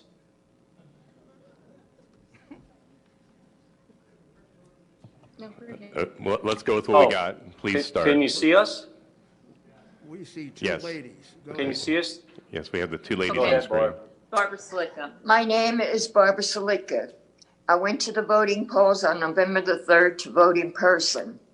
I waited 2 hours in line, and when I went in, I showed identification, and I was taken up to the polling place. The polling man showed me what to do, turned it on, and said, "Go ahead." I voted And I printed it out. And when I got it and I looked at it, Trump was not on there. I voted for Trump and it wasn't there. My daughter, I called her over and I said to her, look, his vote is gone. I voted for him. So I called a poster over and he said, it's not supposed to be seen. It's for privacy. Just put it through the scanner and you're done. It bothered me. It's been bothering me since because I voted. And was it counted or was it flipped? I don't know. And I'm speaking on my mom's behalf also as a witness. My name is Cheryl Nudo. I was there that day. I drove her to the polls. When she got done voting, she showed me the printout and she was saying how the president's name that she voted for was not printed out when all the other delegates that she had voted for were on the printout. Me not knowing, because I had not voted yet, how the printout was supposed to look, we went to the pollster that was there and asked him why the president and vice president's name did not print out when all the other names of the candidates printed out that my mother had voted for. It seemed very strange, but not knowing any better, we asked, well, what is the next step? And he said, he said that it did not print out because that's for voters' privacy, that none of them vote, but none of them print out. So we asked him what the next step was, and he said to put it through the scanner. So that's what we did, and we left, and it seemed very odd. Then I went to where I live in Drums, Pennsylvania, which is about 10 miles south of where my mother voted. And I voted, no problem. Everything printed out just as, it should. And I scanned it through. So it just seemed very odd. And we wanted to report that in my mother's area, which was Fairview Township, it seemed very odd that it did not print out. Thank you. Okay, I'm Charles Nudo, and by the way, my mother-in-law is 84 years old. She forgot to mention that. Anyway, my wife then, 80. I'm sorry, she's 80. My wife called me that day, and she was distraught and told me everything they just told you. So I go to my polling place around 3:30, 4 o'clock here in Drums. And when I first walked in, a young gentleman came up to me, started explaining how to vote. And he said, take the stylus, make your choices, then print it out with a printer that's underneath the machine. And I thought, that's odd. I've been voting since 1992. We never had to print a ballot. And I actually thought it was easier to vote in 92 on the World War II surplus voting machines with the curtain. If did your choices, open the curtain, and they went click, and everything went. All of a sudden, we have to print a ballot. So anyway, I'm pretty good with computers. I made my choices. I printed it out. All my choices are on there, from president on down ballot. And he said, now you have to put it in the scanner. And he turned over a sample ballot and pointed at a weird triangle in the corner and smiled at me. I didn't know what he meant. So I go over to the scanner, and I'm wondering, well, a scanner works face down when you scan, because I have one at home. Do I put it in face down or face up? So he's already across the room talking to another gentleman that's about 20 years older than me, trying to tell him how to do it. And I said, are these face up or face down? And he just nodded. He didn't say either way. He just nodded yes. So I put it in face up. So I don't even know if it scanned the blank backside or the voting top side.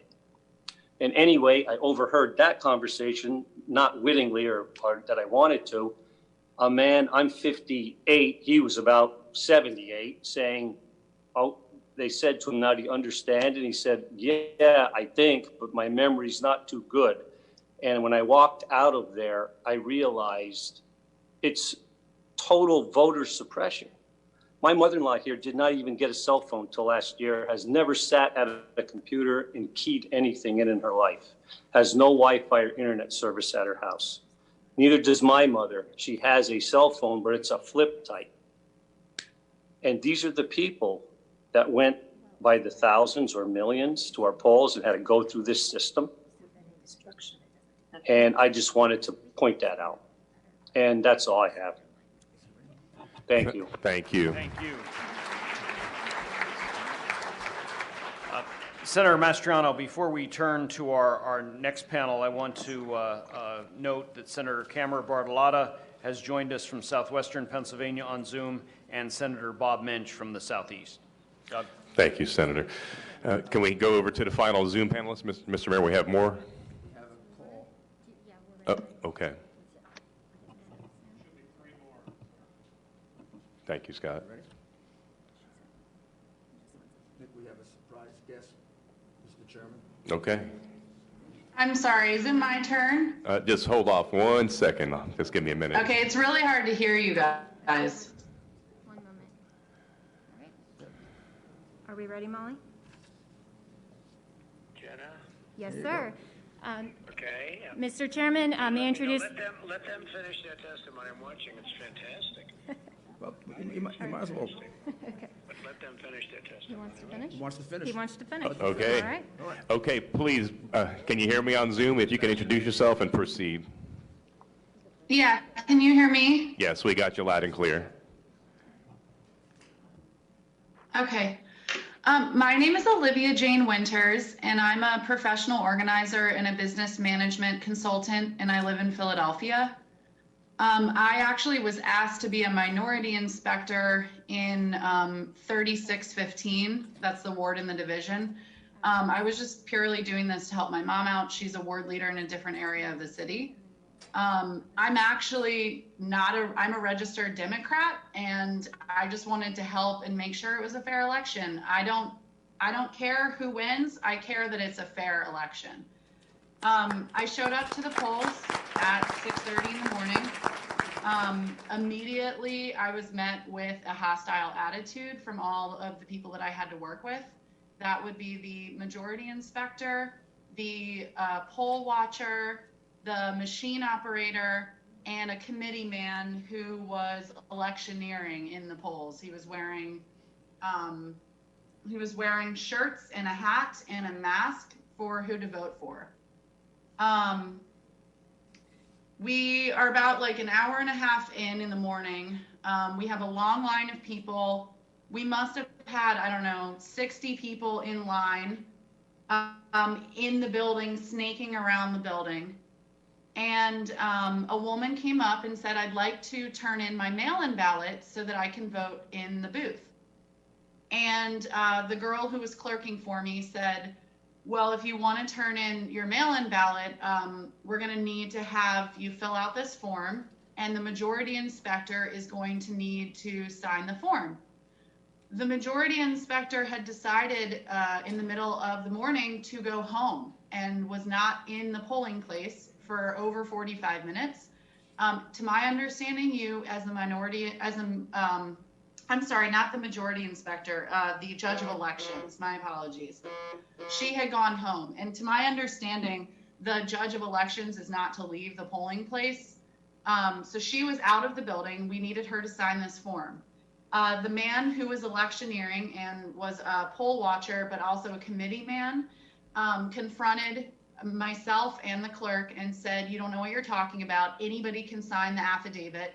Why don't you stop trying to cause problems? Why don't you shut up? Started getting in my face, cursing at me, telling me that I needed to be quiet, that I didn't know what I was talking about, and I should just learn to sit down and not say anything and just let it happen. And my clerk and I said, no, we're not going to let that happen. That's ridiculous. It says very clearly in our training and on this sheet that an affidavit needs to be signed by the judge of elections if somebody's going to turn in a mail-in ballot before they can go vote in the booth. We made her wait. Finally, the judge of elections came back. Not, of course, before he was threatening me. The majority inspector threatened to slap me in the face. And he told me that it was going to become a quote-unquote racial issue.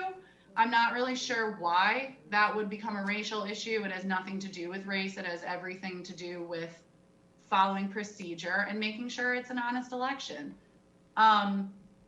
I felt threatened. I called my ward leader. The ward leader then called the commissioner for Philadelphia, Al Schmidt. Al Schmidt had me call and report that to the DA.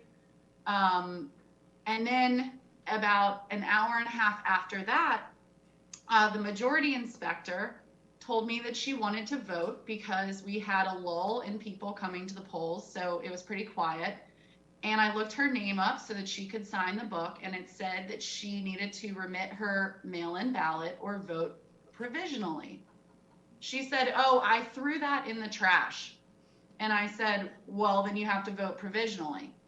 And the machine operator and the same committee man / poll watcher who was electioneering that I mentioned before got up in my face again, told me that I didn't belong there, that I needed to shut up, started cursing expletives at me again, told me that they were going to allow her to do that and that I better be quiet about it.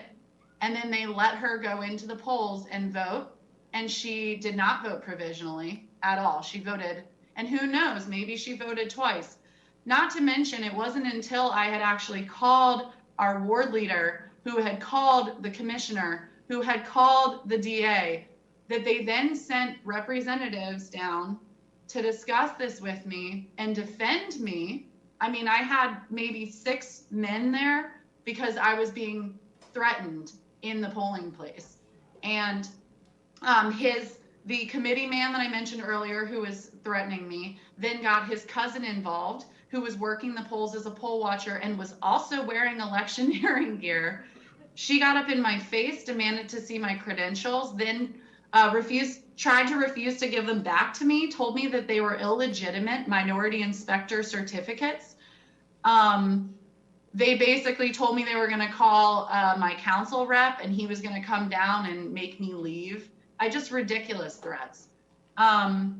I then testified in a hearing for the city of Philadelphia for them on election day regarding this harassment.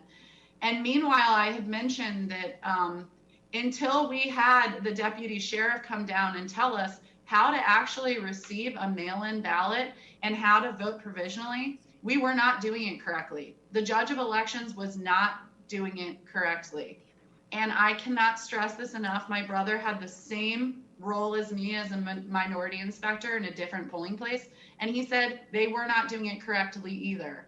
I don't think that anybody actually really knew how to receive a mail-in ballot. Most of the books that we had to get your authorized signature, some would have a remit ballot little box that you could click, and others didn't have that at all. So if somebody came in and remitted a ballot, I'd almost have to like hand write that in just to keep it as honest as possible. There was no place for that. So I don't see really how they were keeping track of that, because you could easily do both. And I mean, it happened in front of me. My majority inspector definitely voted and then went into the polls and voted again. And I'm unless you have questions, I'm not really sure. No. I think that's pretty much what happened. Thank you very much. Senator Mastriano. Thank you. If we can have our final Zoom, I guess it was 1 or 2 more, if the next one can come forth. Whenever you're ready.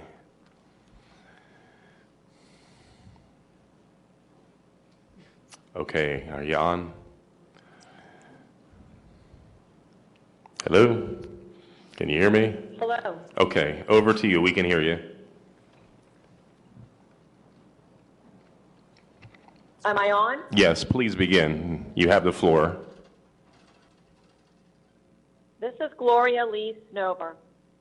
I am chairman of the Northampton County Republican Committee. Northampton County is a Democrat county where Republicans win elections. I have been involved in the political process in Northampton County for more than 25 years. I've worked on campaigns for township supervisor to President of the United States. This year was one of the most vast, complex elections I have ever had to oversee as party county chairman. The complexity was due to the new mail-in ballot system and ever-changing rules.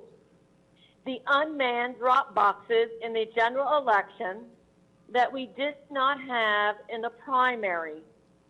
Also changing the fact that voters could bring their ballot to the polls and vote on the machine, and many other new procedures. There was mass confusion regarding the mail-in ballot system. I fielded scores of calls from Northampton County voters and collected incident reports from voters and poll watchers regarding the November 3rd election. The typical calls I would field were, I didn't ask for a mail-in ballot. Why am I on the mail-in ballot list? I did not get my ballot. What should I do? It's been weeks. How come my wife got her ballot and I didn't get one? We applied on the same day. How can I vote on the machines if I applied for a ballot? Is it safe to put my ballot in the mail? My ballot says it wasn't received, and I turned it into the election office in person. My ballot says canceled. What does that mean? I voted in person, and it still says not counted. I've been on hold with the election office 70 minutes. What do I do? In turn, because of these questions, I had a number of phone calls and emails, correspondence with the election office and the county solicitor before Election Day, trying to make sure I was disseminating information correctly to the voters, volunteers, and the campaign. One call turned heated when the registrar threatened to turn me over to the district attorney for posting a picture of a voter ballot harvesting a large bag of ballots at a Northampton County drop box. It was my opinion the registrar was more concerned we exposed it rather than the fact that it was happening. The most pertinent information I have to offer this committee was my conversations with the election office regarding curing the disqualified naked ballots, which they unlawfully pre-canvassed before Election Day. They actually told me on the phone early in October, they felt them, they held them up to the light, they separated them out in different boxes. Reflecting back on these 3 weeks, in the experience, the major concerns regarding this election are equal protection. Were the Democrats and Republicans treated the same? Were they given the same information and opportunity to vote? Did they equally have an opportunity to cure their disqualified ballots? Not in my county. There was no ability to properly witness the canvass of the mail-in ballots or see the actual ballots. Were there signatures? The solicitor told me there is absolutely no law that allows us to see the counting or to see the ballots. To this day, we have no idea what or whose ballots were counted. Another one, very strange. There's a pattern of reactivated old voter rolls that kept reoccurring on the SURE system. The SURE system is our Pennsylvania voter system. Scores of people that had not voted since the 1990s, more than 22 years ago, were all now reactivated and receiving mail-in ballots.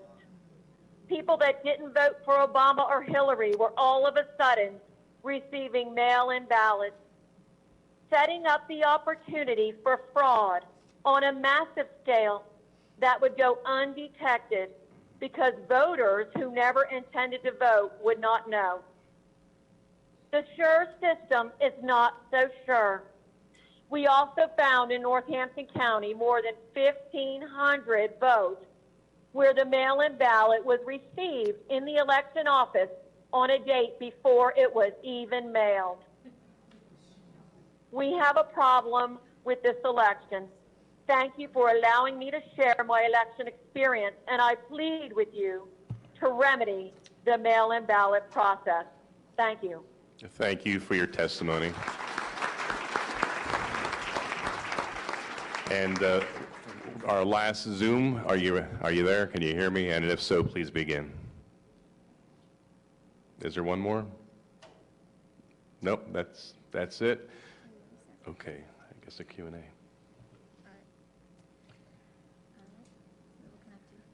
Let me begin now with questions from our representatives and senators.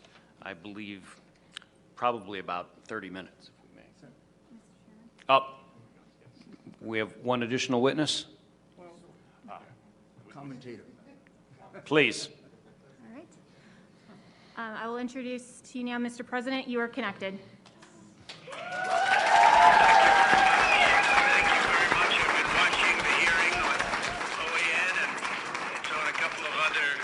Networks, but I really appreciate being asked to speak, and I'm in the Oval Office right now, and it's very interesting to see what's going on. And this was an election that we won easily. We won it by a lot. A big energy official was on this morning on a important show and said there's no way Trump didn't win Pennsylvania because the energy industry was all for him. I saw, with my eyes what happened, and he told me horror stories, absolute horror stories. So this was very sad to say it. This election was rigged, and we can't let that happen. We can't let it happen for our country. And this election has to be turned around because we won Pennsylvania by a lot, and we won all of these swing states by a lot. Anybody watching television the night of the election was saying, wow, I was called by the biggest political people, congratulations, sir, on a big win. And all of a sudden, ballots were dumped all over the place, and a lot of horrible things happened. And everybody in that room, I want to thank all of the people that signed affidavits and all of the speakers. You're fantastic people. You're great patriots. I want to thank the senators for being there, and it's so important. Day before Thanksgiving, it really represents somebody. Between the voter suppression and all of the horrible things that happened to poll watchers, we have poll watcher affidavits piled up to the ceiling. They're all over. They were treated horribly all over this, all of these swing states. I mean, virtually all of the swing states. And many other things were happening that were horrible, just horrible. But the poll watchers weren't allowed to watch. They were, in many cases, whisked out of the room, not only into pens that were 20, 30, 40, 60, 100 feet away, where you couldn't even see. They were using binoculars. People are reporting that they had to use binoculars, and that didn't work. If you were a Republican poll watcher, you were treated like a dog. And the Democrats had no problem, but they were rough. They were literally pushed out, and it was rough tactics. This is what happened here. This is not the United States of America, what happened, and I think everybody knows that. That's why you're there, and that's why you're so vehement about it. We have many cases of people walking in. A woman, an elderly woman walks in looking forward to voting November 3rd and says, oh good, where would I go about voting? I'm sorry, you've already voted, your ballot is in. I said, no, I didn't vote. No, your ballot is in, you've already voted.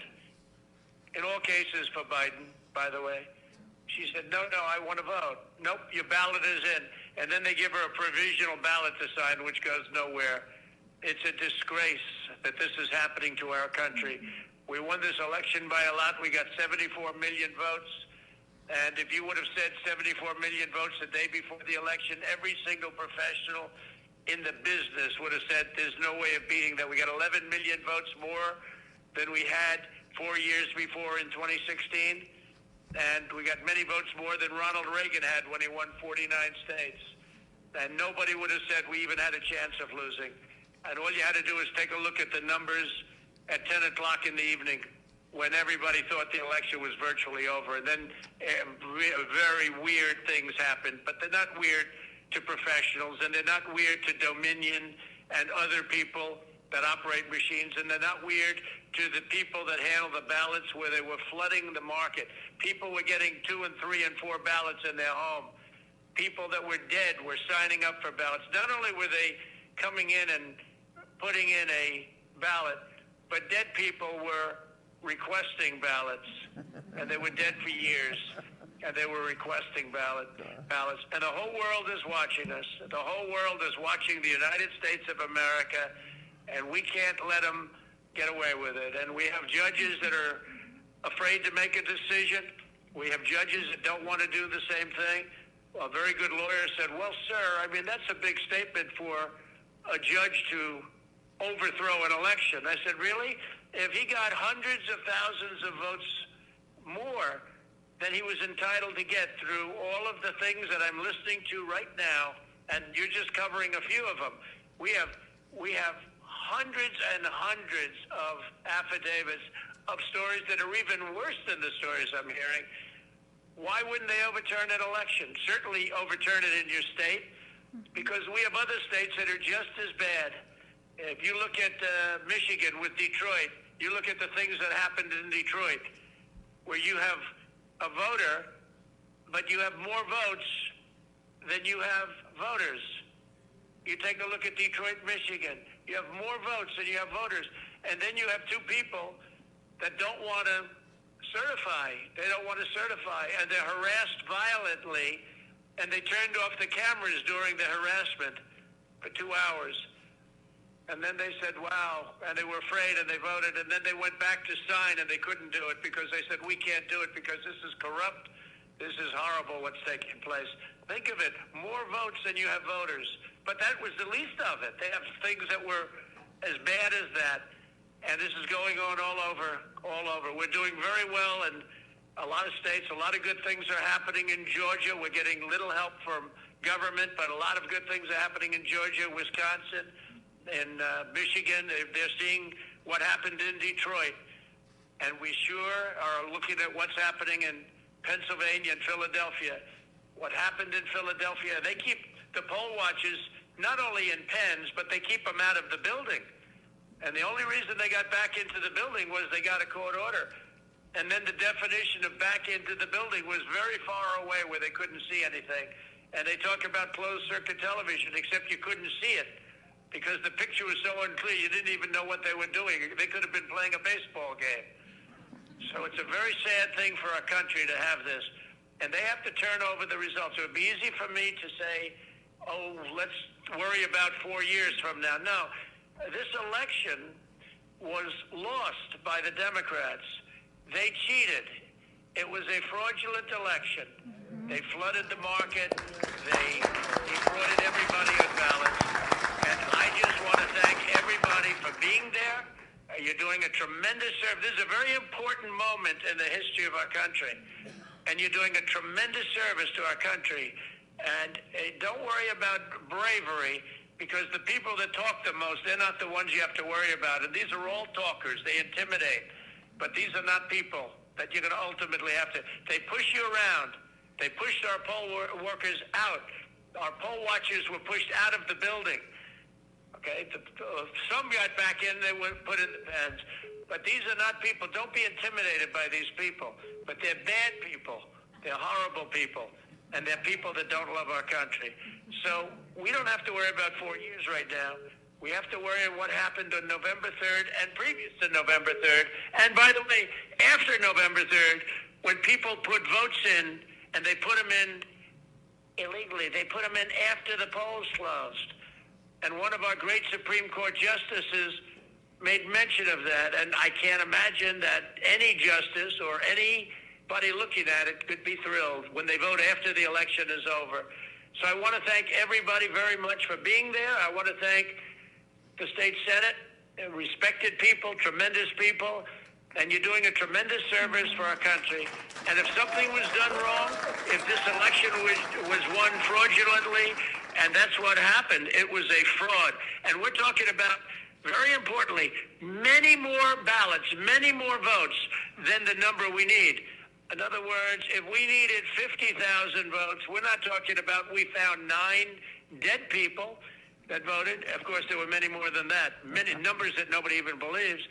No, we're talking about numbers that are far in excess of the 50,000, far in excess of another state where we lost by 10,000. And they went absolutely wild because we got far more votes than they thought possible. And they've just stepped on the gas, and they got caught. Just like they got caught spying on my campaign, they got caught doing this. So I really appreciate it, and the country appreciates it, and we have to turn the election over because there's no doubt we have all the evidence, we have all the affidavits, we have everything.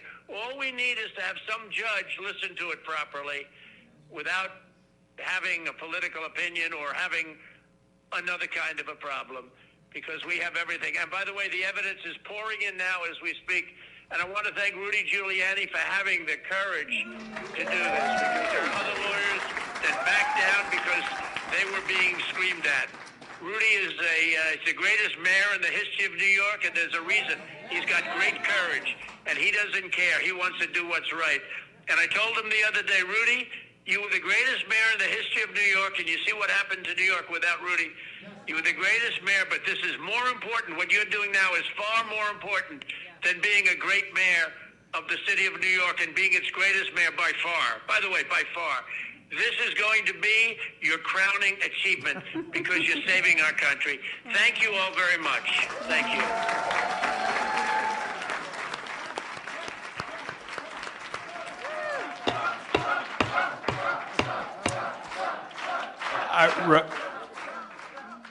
I think what you've just heard guarantees that 100 years from now, that this is the most important public hearing ever held by this Senate committee. We turn now for our questions. Representative Ryan. First of all, thank you very much, Mayor, for being here and for all the testifiers. You know, 16 years ago this week, I was called out of retirement and recalled active duty to go to Iraq to do the elections in Iraq in January 30th, 2005.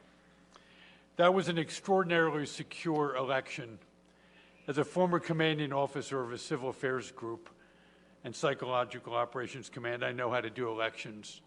And what happened in Pennsylvania from a process control perspective was absolutely a travesty.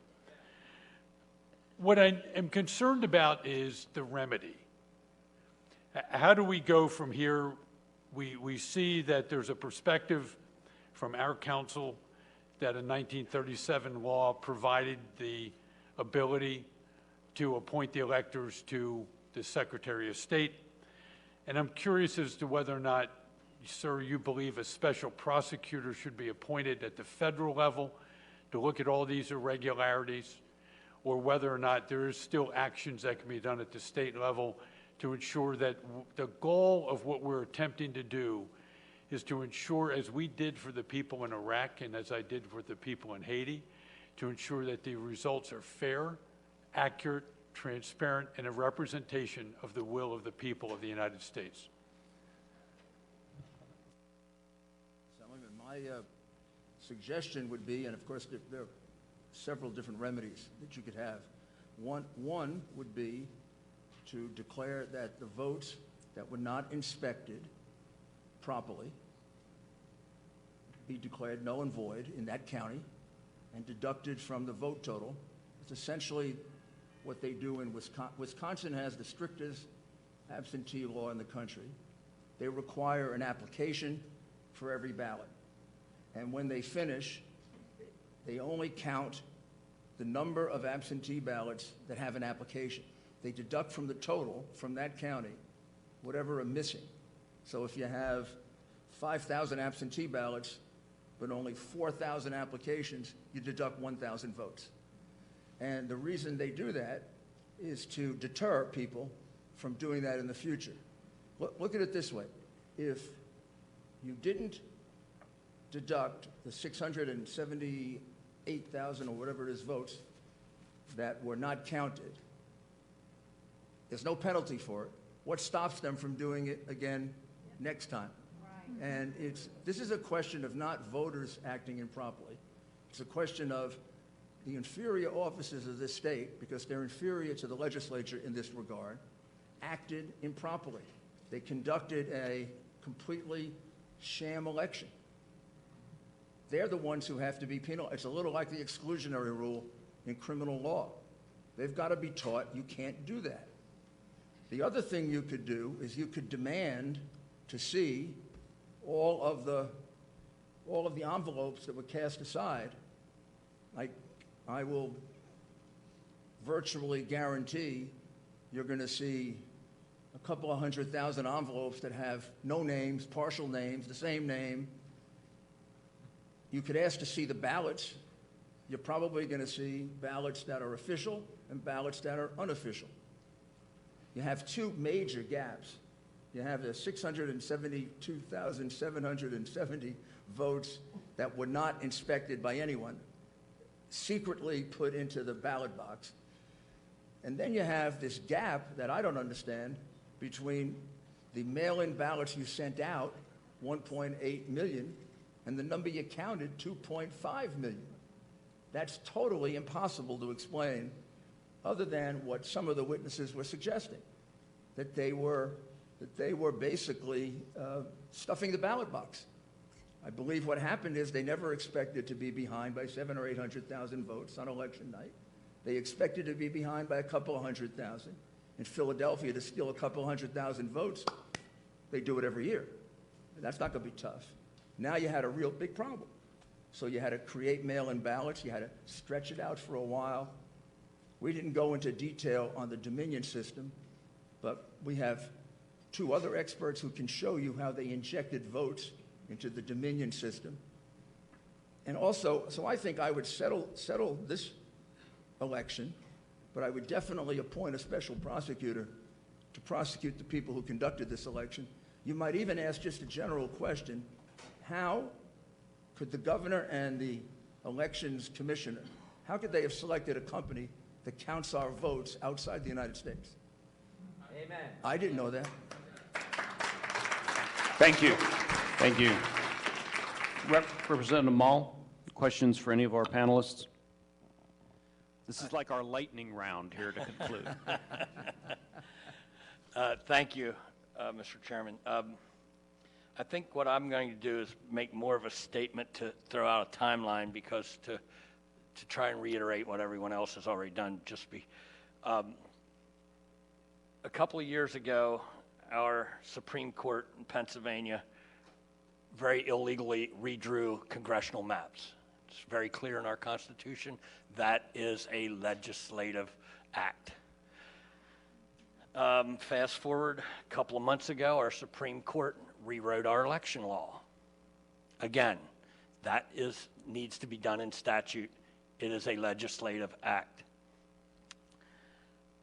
When it came to the mail-in ballotings, that House bill, I want to say it was 77, Act 77, I was really kind of taken aback by how eager the governor was to sign that bill. Normally, bills can sit in his desk almost 10 days before he signs them, or lets them become law on their own, or vetoes them right away, and that one he signed almost instantaneously. And I just kind of wondered, so after I saw what happened in the primary, I wrote House Bill 2626, and this is where it kind of locks it in for me, Mr. Mayor and panelists.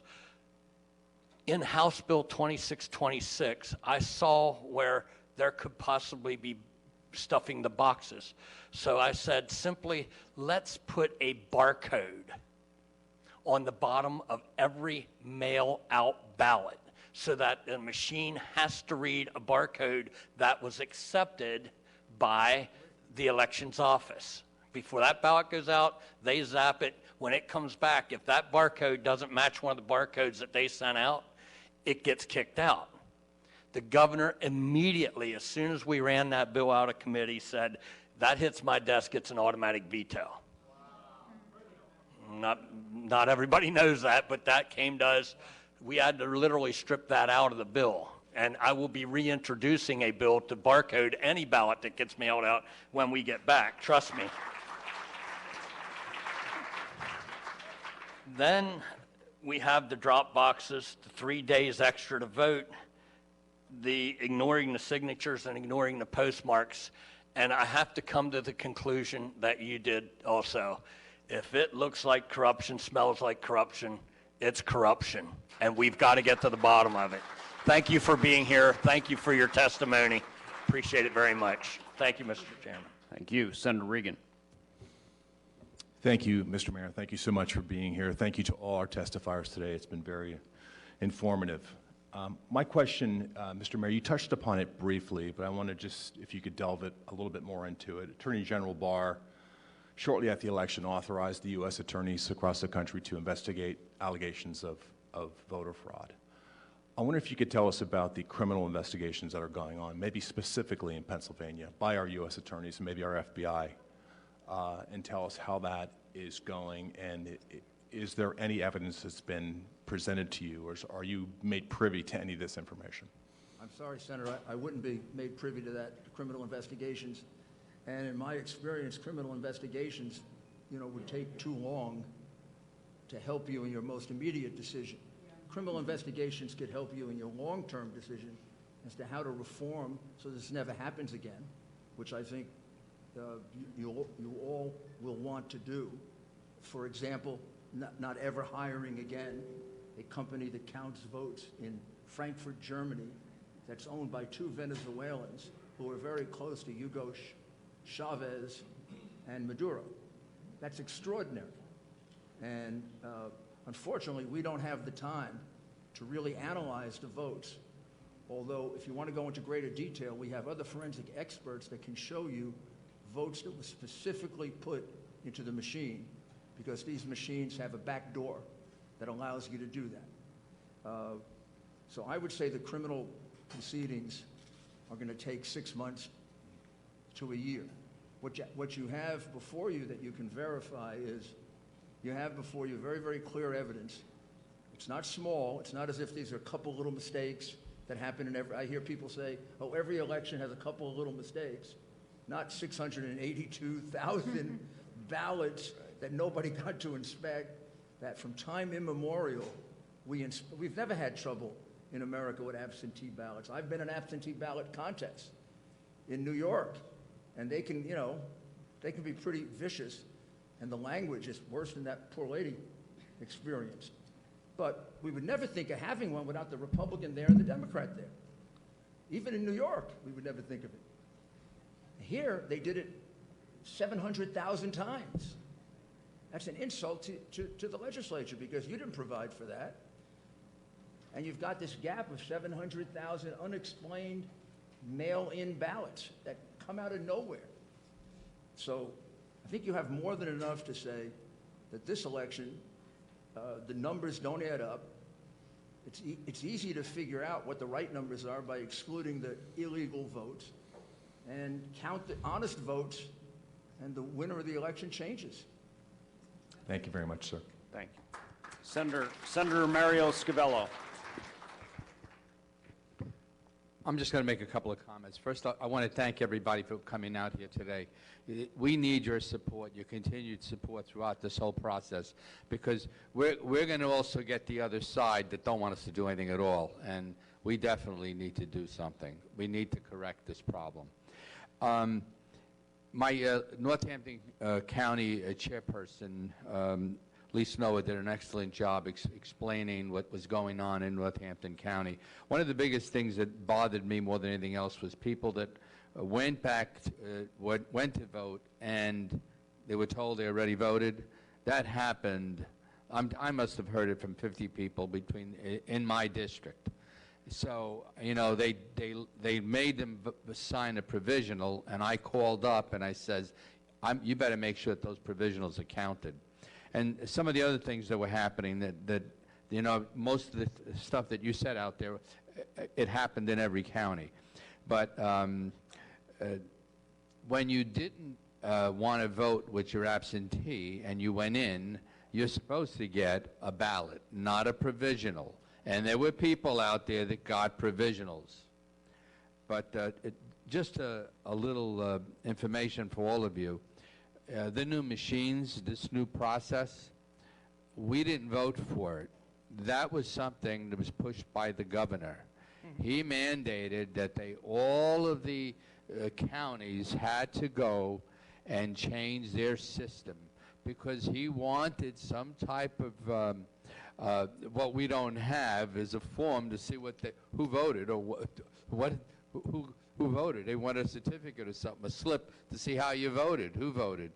And it's obvious that this system has not worked, and the people of Pennsylvania are not happy about it. Thank you. Thank you, sir. Thank you. Thank you. Madam Majority Leader-elect. Thank you. First of all, I just want to say what they did in Philadelphia when they closed us out and made us go to court to do what we should have legally been able to do is a travesty to what we in Pennsylvania need to have confidence in our elections. That should never happen again, and we should probably tighten our law so that it can't. Secondly, I'm extremely bothered by the absentee ballot and the mail-in ballot request number being almost 700,000 off from what we received. And so we just did try to get on the Department of State, and they did take down their dashboard, so we can't even check it. So if you have any of that information, any pictures or any, website downloads, we would really appreciate having those because they took them down. So I don't know. Everything they do looks like they're trying to hide something, and it really, really continues to erode any kind of confidence in our process. Senator, what I would suggest is they decided that morning, or maybe a couple of days before, to exclude you because they knew what they were going to do. It wasn't done, it wasn't an accidental sort of whim to exclude all Republicans. It's unheard of to exclude all Republicans. They excluded you because of what you would see. You would see ballots that weren't properly filled out. You would see ballots that were filled out at the last minute. You would see them start to get reports of how far behind they were because they were connecting to Dominion and Smartmatic, and they were telling them how far behind they were. And you would have caught them right in the middle of the fraud. Why create this big problem for yourself of excluding Republicans in 6 states, hundreds and maybe thousands of them, if you're not doing something wrong? If you're doing something, as the senator said, that's kosher, come on, look, who cares? This big thing wasn't done because they were conducting an honest vote. It's kind of crazy to think that. This was done because they knew this is the only way they could steal this election. And when he was ahead by those numbers on Tuesday night, Wednesday morning, they panicked. I'll also tell you there's an expert witness who can testify that this pattern fits the pattern that Smartmatic used in 2 elections that they stole in South America. When the election was getting too far away, they called a halt in the voting count. Well, there was a halt called in 6 places, including in Pennsylvania. In one place, they made believe there was an overflowed water tank. It happened to be one little toilet bowl. They took a 2-hour halt, and in Michigan, they brought in 100,000 ballots through the back door and counted them with nobody observing them except 3 people who happened to be remaining behind. That's evidence that's also in affidavits and could be presented to the Michigan legislature. Those people are willing to testify. And just one other thing, these people are very brave people. A lot of people aren't testifying.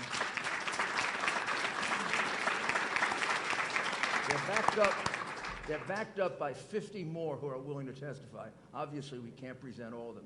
I want you to know that all of them are backed up by numerous witnesses who say the same thing. But there are probably another 50 who are not willing to testify, including probably what would have been one of our best witnesses, because he's been threatened with the loss of his job and his children being thrown out of their private school. Thank you very much, Mr. Mayor. Thank you. Thank you, Senator. Let's try our Zoom capabilities here. Senator Michelle Brooks, calling in from northwestern Pennsylvania. Thank you, Senator Argyle. I did want to make a comment first. I join my colleagues in being concerned about the arbitrary Supreme Court decisions and their decision to decide to be legislators. And all Pennsylvanians need to be concerned about this. It's not only the election or redrawing maps, what's going to be next that impacts our state? And so not only do we need to be looking at what happened with this election, we need to be looking at how we can stop the Pennsylvania Supreme Court from wanting to legislate when that's not what they're supposed to be doing. And it's very disconcerting, the decisions they made contrary to state law in regards to this election. My question is, if you could talk about the drop-off boxes, again, something the Pennsylvania Supreme Court allowed, talk about the security around them. I know in my area I did not have a significant amount of drop boxes, but can you talk about what type of security or parameters of safety were around these drop-off boxes, and also how many ballots were collected in these drop boxes? Thank you. That of course, is the subject of another lawsuit. Was brought the other day. I only know it generally. The drop-off boxes were provided, speaking very broadly, in the Democrat part of the state, not in the Republican parts of the state. They were many, many, many very close to each other in Philadelphia and Allegheny County, places like that. They were miles and miles apart in other places. And as far as I can tell, I've only read the lawsuit, don't know the details of it. There was no security for them. And there are many situations where very suspicious activity was seen, with people dropping off, you're not supposed to harvest votes, people dropping off 30 and 40 ballots at a time. That's a pretty big family. They're going to have a tough time this Thanksgiving, by the way, with the rules of the governor. They're going to have to eat in like 4 or 5 different tents. With hopefully they'll be able to celebrate Thanksgiving. But I'm sorry, I just don't know the details of that. But it is the subject of another lawsuit, and the decision of your Supreme Court that is completely outrageous is the one in which they say that present means just being there. I mean, there was a movie with Peter Sellers called Being There. I don't know if you ever saw it, but he was a potted plant. That's totally absurd to think that when you passed the rule that there should be present representatives of both sides or all sides, that you meant for them to sit there and look at the drapes. I mean, they were supposed to be there as the intermediate court decided. This case was decided by the intermediate appellate court in the president's favor, with a very sensible decision saying present in this context can mean only one thing, present in order to see the identifying data. And in a completely political decision, 5-2, they ruled what I would regard as it was a totally irrational ruling, which we will appeal to the Supreme Court. I think it was embarrassing. Thank you. For them to rule that way. Thank you. Senator Judy Ward.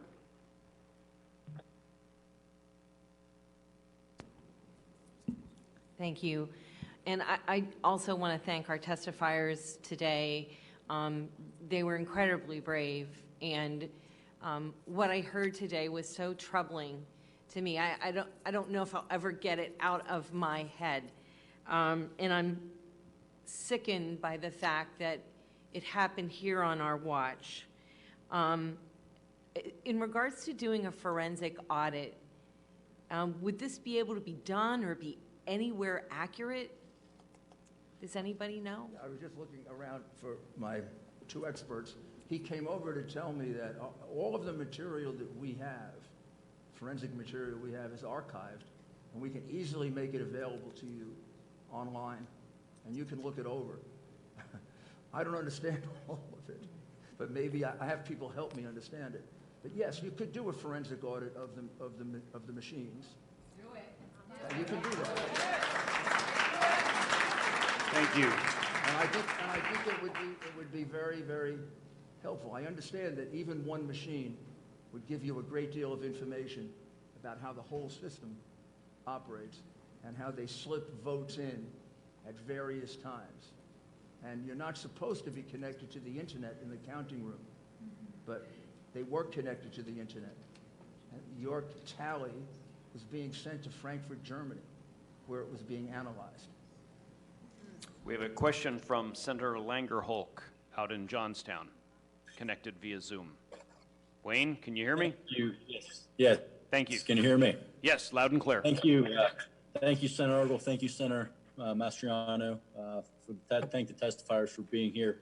Mr. Mayor, thank you for your testimony. I've been vocal that we must allow this legal process to play out.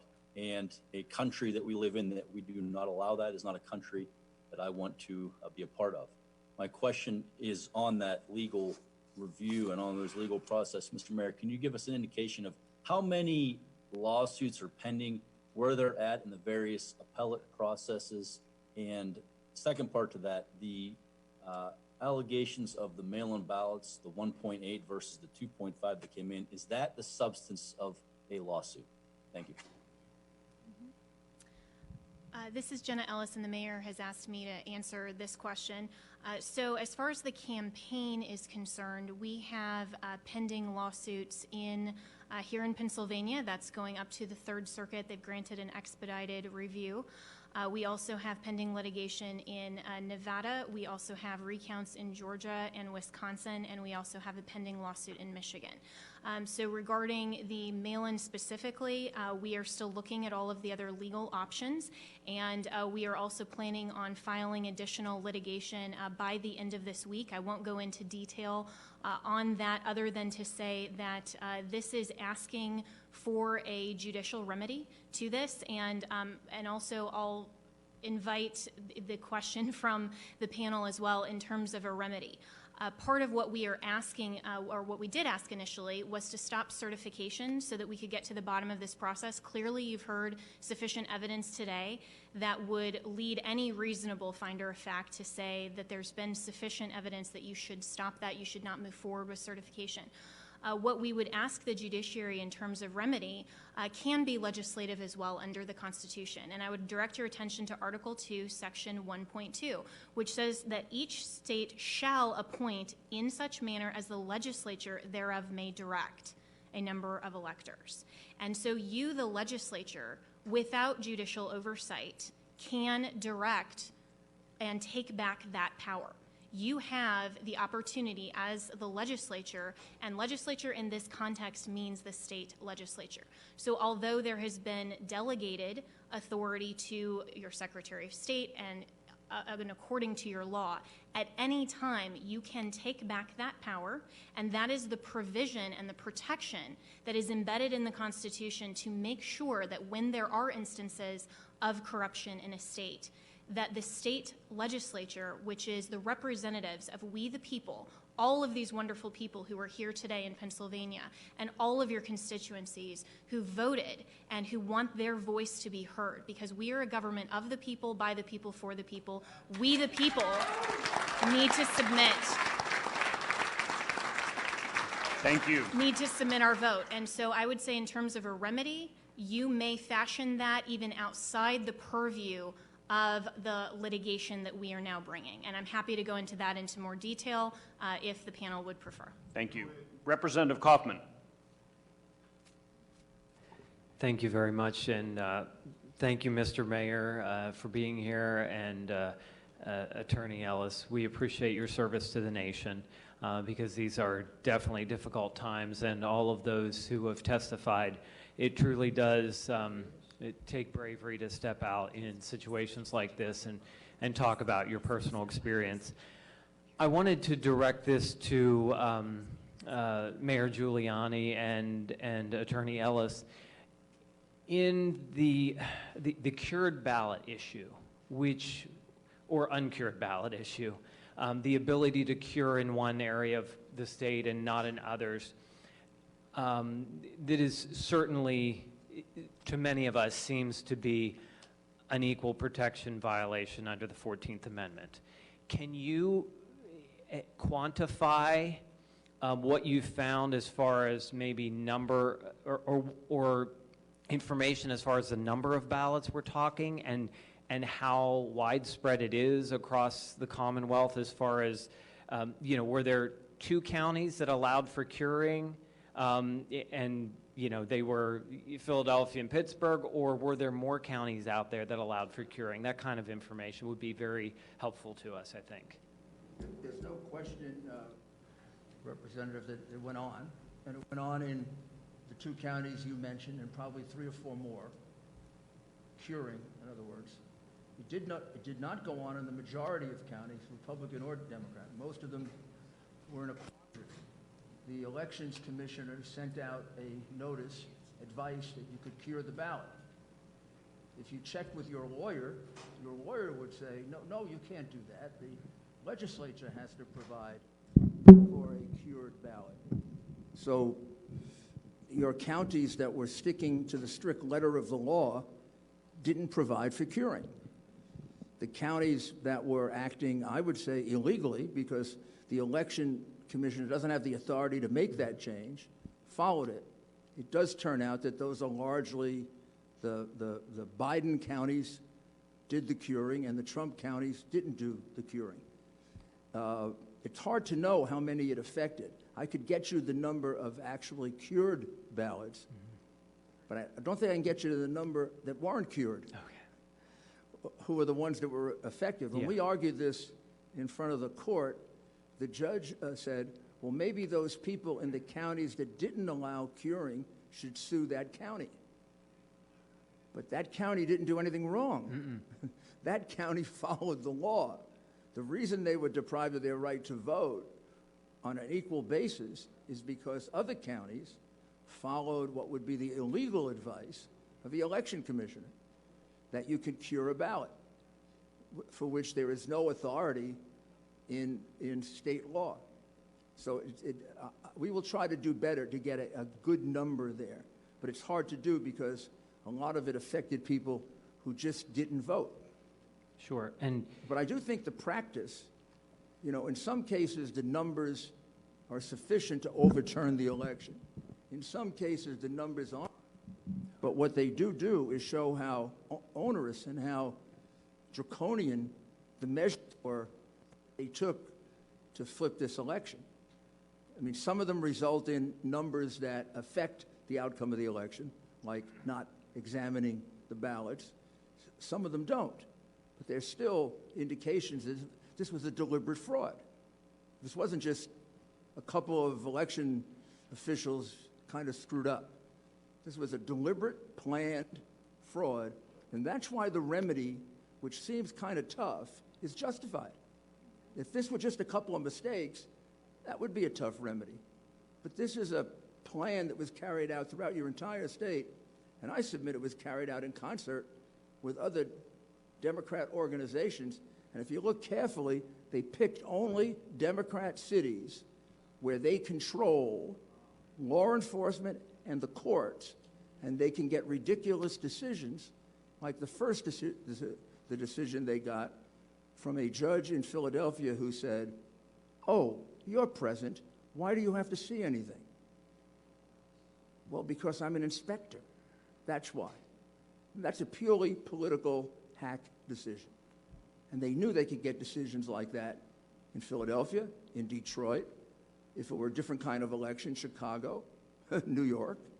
Those are the kinds of cities they picked. They didn't pick, even in your state, kind of neutral cities, Democrat or Republican. Thank you. Representative Schemmel. Thank you, Mr. Chair. 3 quick questions for 3 different testifiers.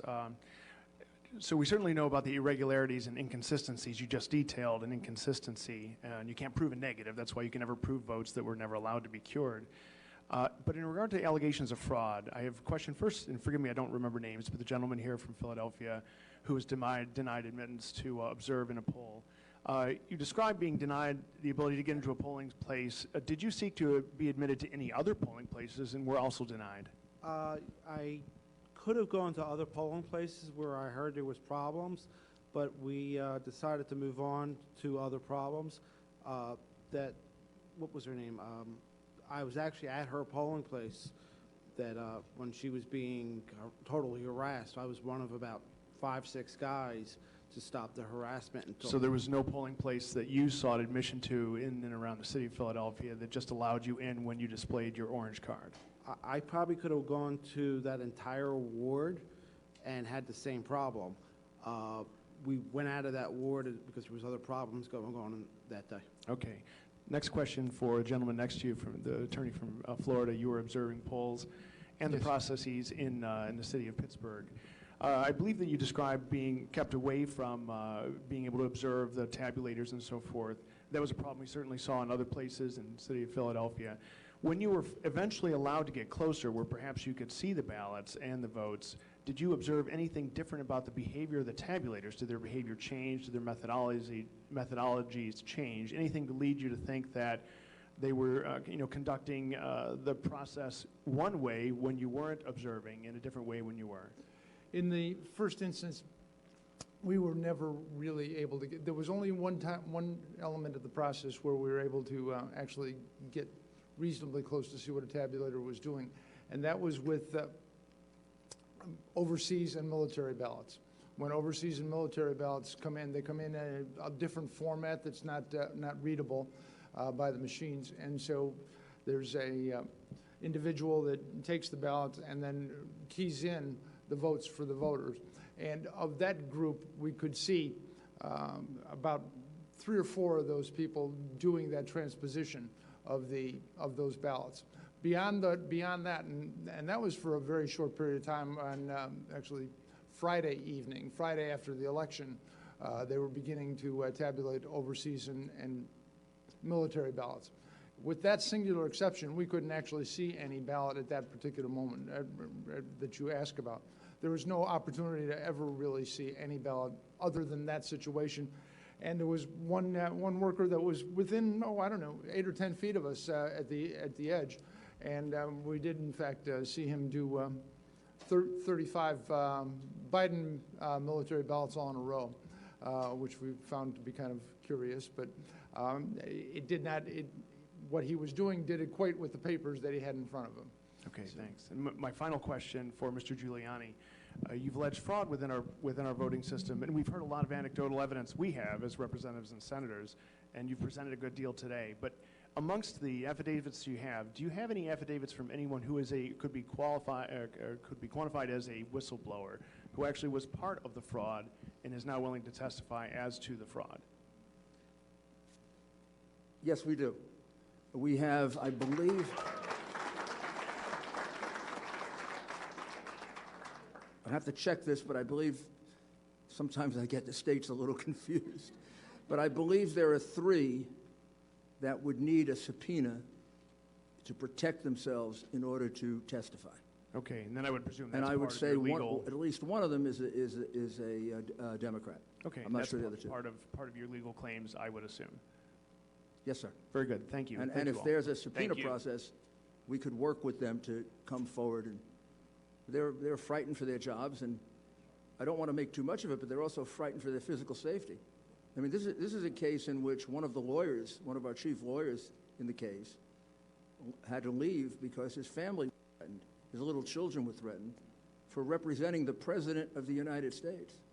That's not America. Representative Jones.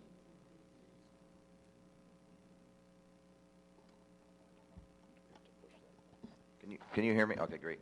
Thank you, Mr. Chairman. I appreciate it. Thanks to everyone who testified.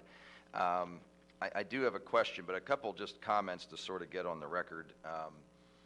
For those that maybe think this is, like we just don't like the result, that's not really the case. I've spent weeks since the election having numerous people go through data, and for the sake of time, I just want to highlight a couple of examples why some of these things just, at a minimum, they certainly make you scratch your head a little bit.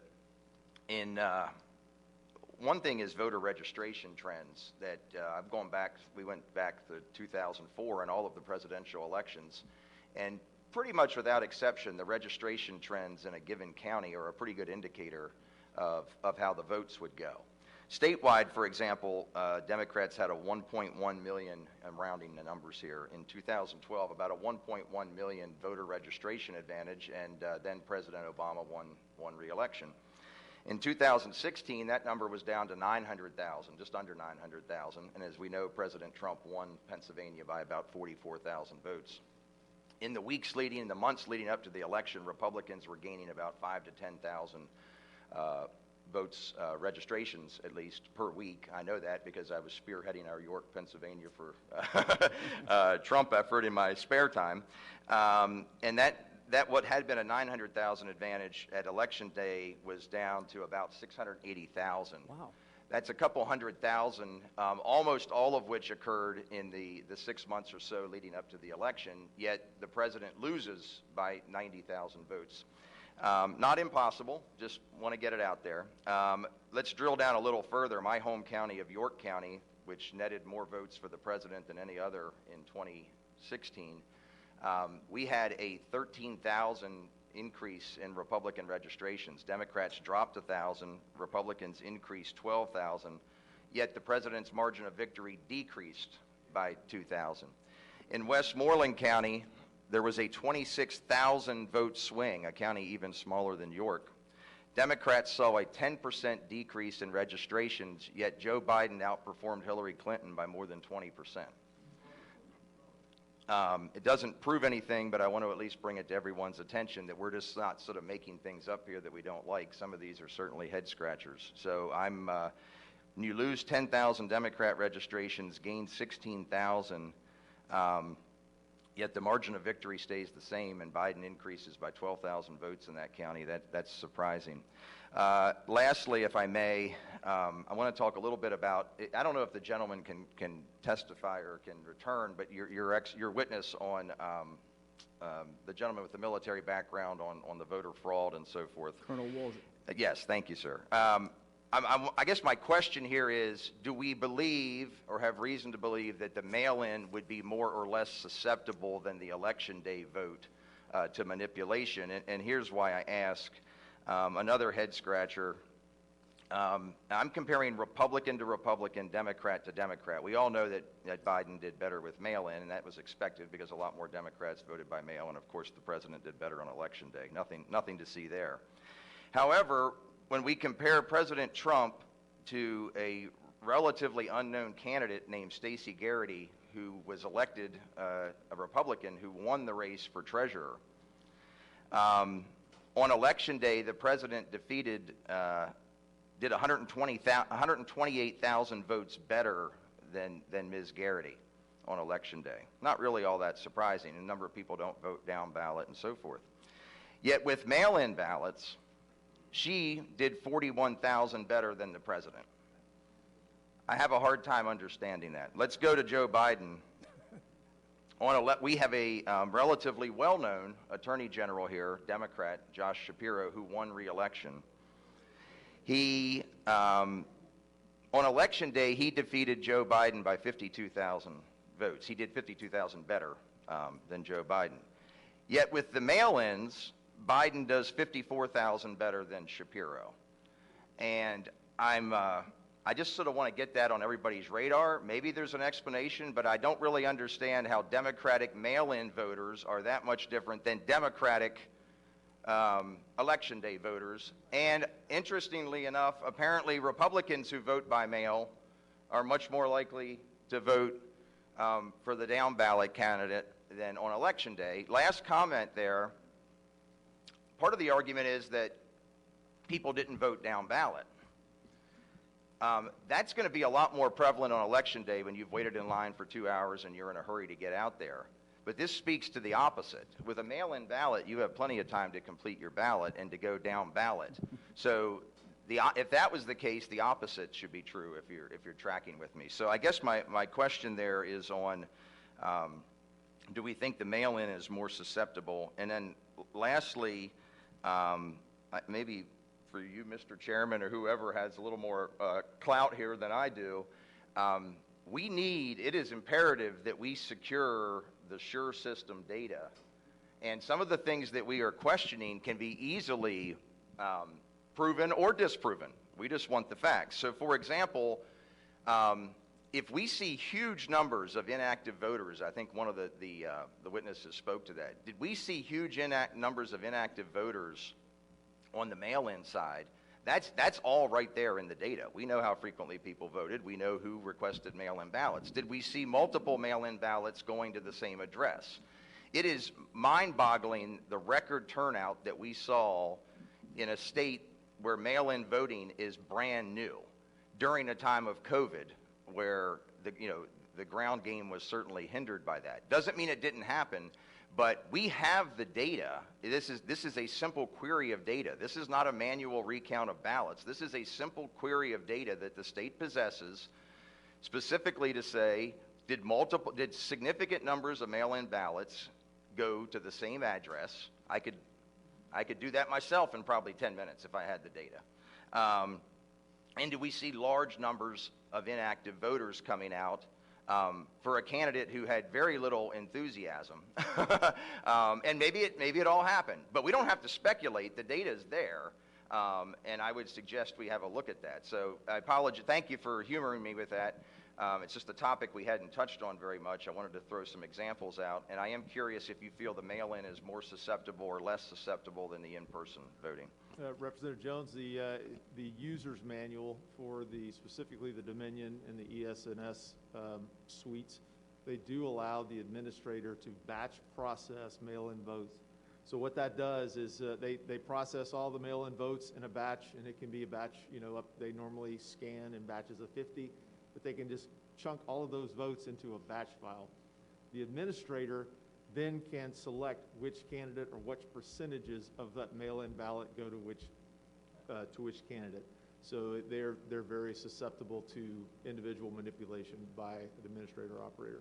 And would that be, if you were trying to move large numbers of votes, would it be more logical to do that through the mail-in where you had a large batch at a county level, or am I speculating too much there? Yes, no, and it's to do a manual recount of all those ballots is much more time consuming, and like we mentioned earlier, if they were mass produced, and they were single vote, then there is potential to add extra ballots to the count.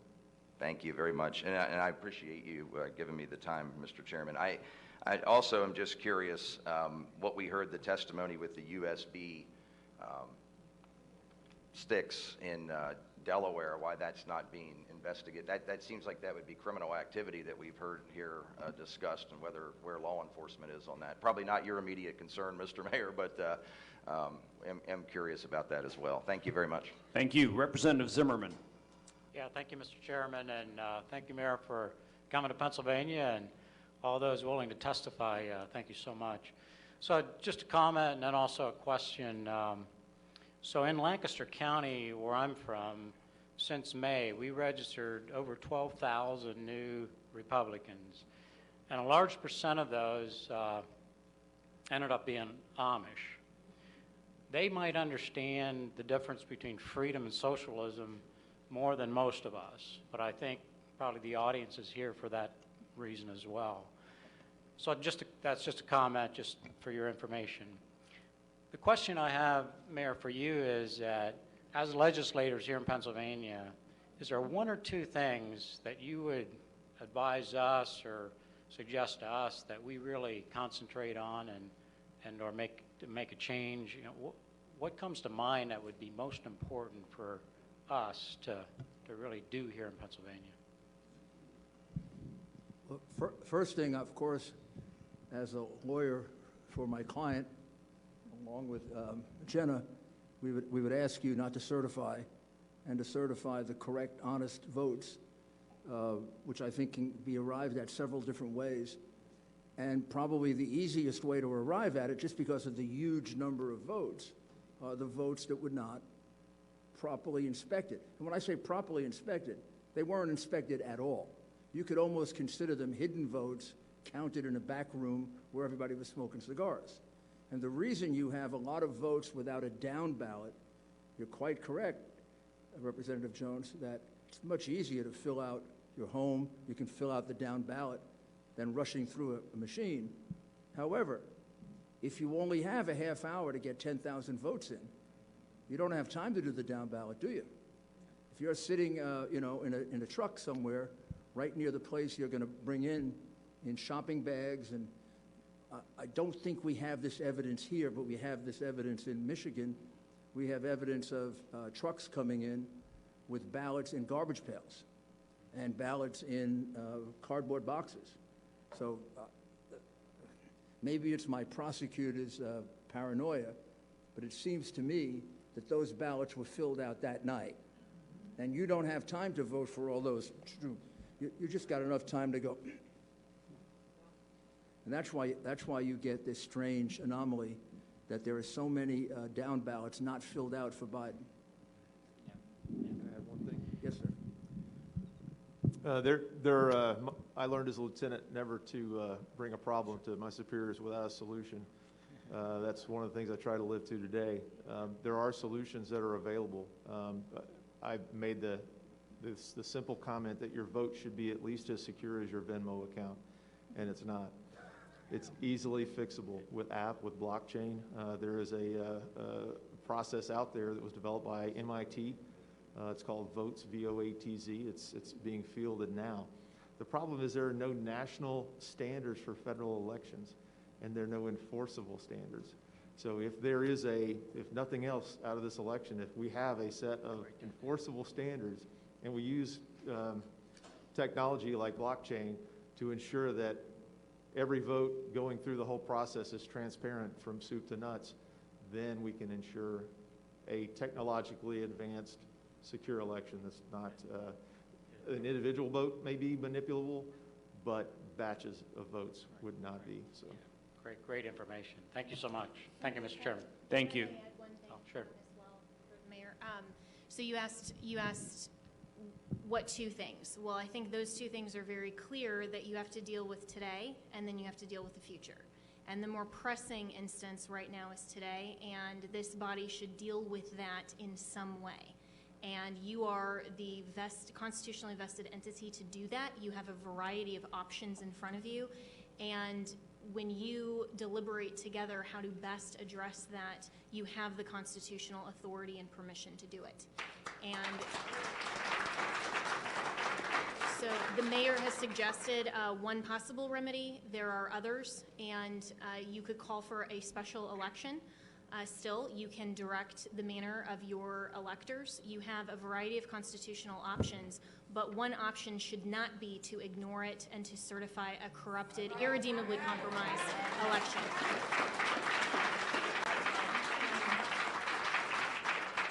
So we would ask that you deal with that today, and then for the future, look at all of these things that you've raised. Look at all of the voting machines. Look at all of these people who are interfering, really. You have an executive office and branch that is runaway. You have from your governor to your secretary of state to each of these individual election officers.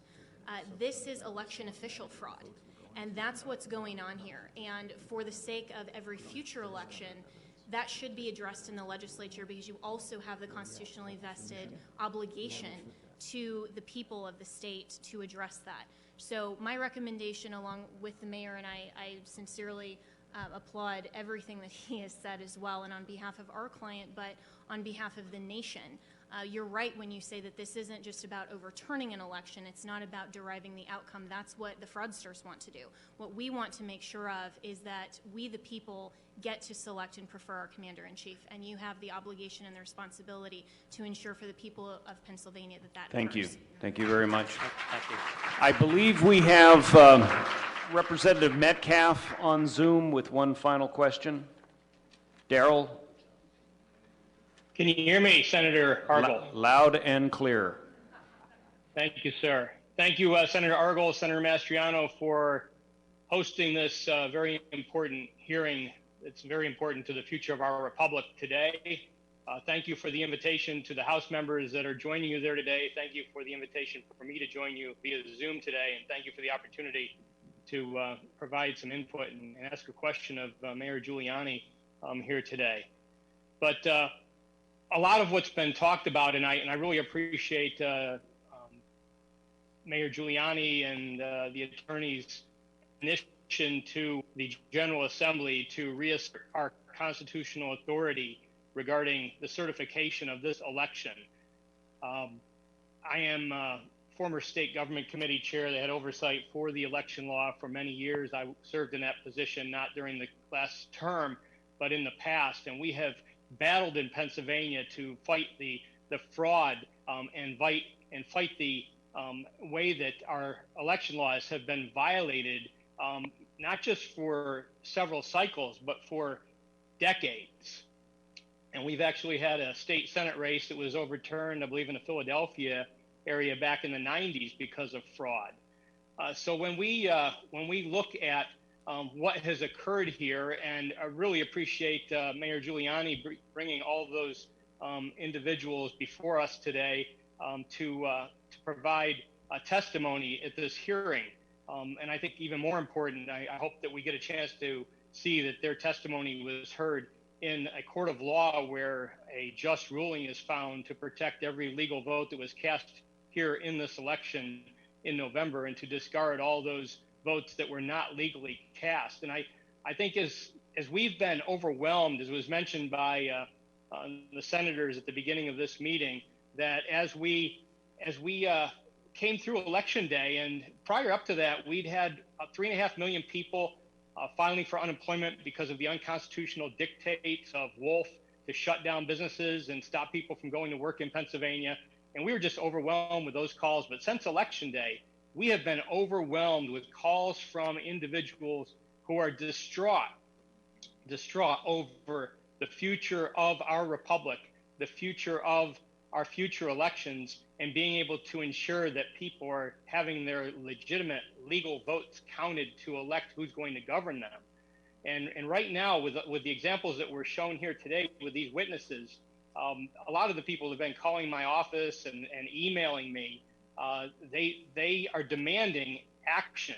And as we've heard today, there's a lot of citizens out there that have important information that needs to be shared in the courtroom to ensure that that these fraudulent activities, and it's not, I mean, a lot of times when people talk about fraud, they're thinking of impersonation, but that's not what we're talking about. We're talking about fraudulent activities as far as a fraudulent election because they've not abided by the laws that have been passed by we the people through our elected legislature as the U.S. Constitution, as our state constitution, as our laws provide for to facilitate our elections. So Mayor Giuliani, as we move forward, and I stand with Senator Mastriano and others that are there today. I actually sent an email out while I was listening to some of the testimony today given at the hearing to the whole Republican caucus in the Pennsylvania House to encourage them to sign on and listen to what was happening today with this information that I think they all need to hear, and that every Pennsylvanian, every American needs to hear, to help encourage our citizens, Mayor Giuliani, as you move forward in the court battle. I know the press has been continually, day after day, saying no evidence, no evidence, no evidence. Well, I think we heard a lot today. Do you expect that you're going to have an opportunity in the right level of courts in our state, in our nation, to have this evidence presented by some of these people here today and others that you have signing affidavits? Yes, I am. I'm certain that there will be a court decision that will allow us to present our evidence. The case in Pennsylvania was dismissed on a motion to dismiss, in which the judge made factual findings against us, basically saying he thought our claims were absurd. Of course, he has no right to do that on a motion to dismiss. On a motion to dismiss, he has to assume that everything we're saying is true, and I think it was just done to delay us. And I can't imagine a judge giving a correct decision here that wouldn't at least allow us to have a factual hearing. And the reason we came to you and some of the other state legislators is because I believe that we're being denied our right to a hearing by the courts. But then again, you do have responsibilities equal, if not superior to the courts, to oversee these elections. So we've made similar requests to the legislatures in Michigan, Arizona, and Georgia, and we're very hopeful that next week we'll get to present to them as we also press for a hearing in court. I think it is really important for the American people to see these are not my claims or Jenna's claims or President Trump's claims and many of these people came to us because they're so upset. These are the complaints of the American people. And I'm more than happy to make available to you an outline of the other affidavits. It would have been impossible to produce all the witnesses, but I can show you that for each one of these witnesses, there are anywhere from 15 to 50 other witnesses who saw the same thing. I have a list just in Pittsburgh alone of 27. I have a list in Philadelphia of 32. I have a list of about 40 witnesses on cure. Even though the numbers aren't ascertainable, there's still a lot. None of the things we're saying to you are just arguments. This is evidence. I keep explaining to people, affidavits are the best evidence you can have until somebody actually gets into court and swears. And Thank you. Our evidence is under oath. Their claims are just claims. We have one additional question online Thank you. from Thank you. Representative. Thank you, sir. Thank you, Darrell. From Representative Kiefer. Thank you, Senator Argyle. Thank you, Senator Argyle. Thank you, Mayor Giuliani. Representative Don Kiefer. Thank you. Thank you. Thank you, Senator Mastriano, for hosting this, and thank you, Mayor, for all of the testimony that you have brought forth. Two questions I have. First is regarding testimony that we received on the pink highlighted ballots that were scanned through and submitted, and then they were able to be redocumented and then scanned through again. Is there any action being taken on that, given the number of ballots that we're talking about there? You know the answer to that? That's the state issue. I'm not sure I know the answer to that, but I'll get it for you. Okay. That's not something we ran down. Okay, that would be great to know, We will find because out. I know we saw That's a lot a of very- that. that's a And very there's good point, speculation and- out there that people were just blindly filling out these ballots, but there is supposed to be a process, and so and it was my understanding that that process was supposed to be videoed or live streamed and Correct. witnessed by a majority and minority inspector when you are recreating a ballot that is not able to be scanned. So that would be good to know. And the second thing is, Attorney Ellis, you had made a comment regarding what our constitutional ability is, and so while we understand what the Constitution does say, as far as us taking responsibility and, we could intervene in certain sectors, while the Constitution gave us that ability, it's been explained to us by attorneys that we took that power that was given to us as General Assembly members and we put it into statute. And that statute says, how we appoint our electors and how we certify the elections. It's all spelled out in our Pennsylvania Code based upon the power that we have from the Constitution. You have a differing legal opinion of that? Yes, I do. And I think that our collective, and with my co-counsel here, you can take that power back at any time. And when you have the delegation of authority, the legislature can take that back. And you also have an instance here that the law was completely ignored. So even though you have a manner in which your electors are generally selected in Pennsylvania, and that's worked for the past presidential elections since those statutes were authorized and gone through the legislature, this is an election that has been corrupted. And so you can't go through that method, and those laws were violated. And that is the General Assembly here, the legislature, is the authorized entity in the Constitution that selects the manner. You can take that power back at any time. And so when the laws were ignored, and that's where we have, and why we have all of this evidence to bring to you, is to show you each of these different types of ways that election officials have violated the manner in which you, as the General Assembly, have prescribed in the law how you select your electors. Because they violated that law, you have the constitutional authority to craft a remedy. You can take that power back at any time. You don't need a court to tell you that. So absolutely, and you can look at that. You can look at the federal law for elections. This is your constitutional prerogative. State legislature, in the context of Article 2, Section 1.2, means state legislature, period. You also delegated it to the very people whose conduct is in question. and who's, you're asking them to investigate themselves. So given the fact that this is your sole constitutional right and authority, you can always assume constitutional authority that you've delegated back. You also have a rational basis for doing it because you're asking them, I mean, this was done, one might argue, or at least that's one of the interpretations of the fact, deliberately by the governor, by the elections commissioner, who issued absurd opinions telling people to violate the law. And then you're going to ask them to make a decision on the election that allegedly they corrupted? It seemed to me you have a perfect right to take that back and make that decision de novo. Thank you. Thank you very much. I want to thank everyone for your patience.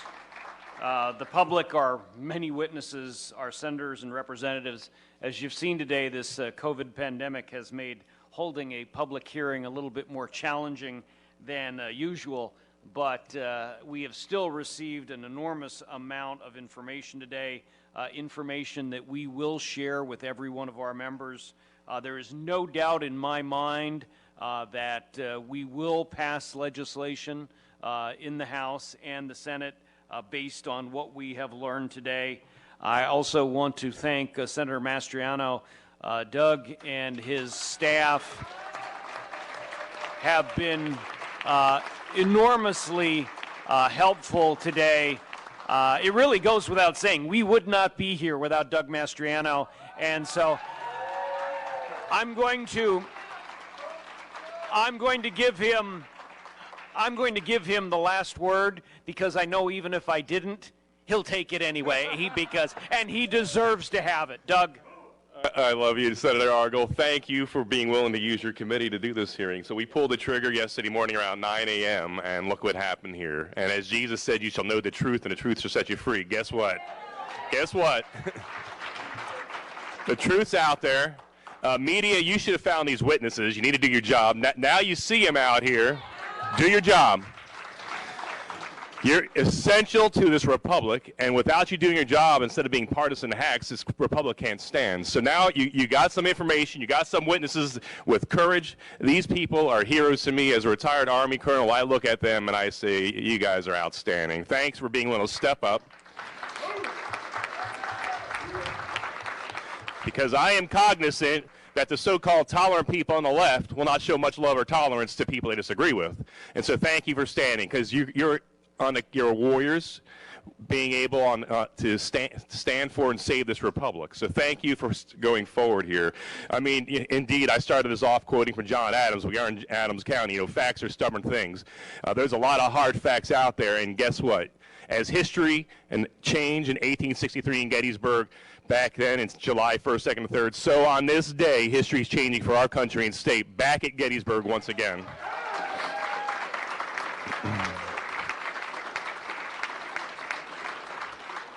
I mean, I don't even know how this happened in America. We could send 50 years ago, you know, men to the moon, but we can't have a safe, secure election in Philadelphia and Pennsylvania. What's going on here? It's got to be by design, because we have the technology, we have stealth aircraft that are the envy of the world, but we can't run an election better than Afghanistan. Congressman Perry, you and I were in Afghanistan, and I don't know how in the heck Afghanistan has more secure, safe elections than Pennsylvania does. I mean, beam me up, Scotty. There's no sign of intelligent life anywhere. Really? We move heaven and earth with American dollars to secure elections in Iraq and Afghanistan and elsewhere. We can't do it in our own state. It's by design. There's people in Pennsylvania not interested in safe, secure elections, and we have to correct this. There's two things that need to happen. First off, we need to make sure the real winner is sent forth from this presidential election. And number two,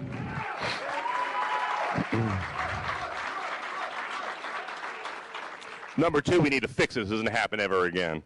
You know, I can't believe we're having this conversation here in Pennsylvania. You know, this is the kind of stuff I hear about that goes on in Belarus under Lukashenko, or in Russia under Putin, under Saddam Hussein's Iraq. Really? Here in our state?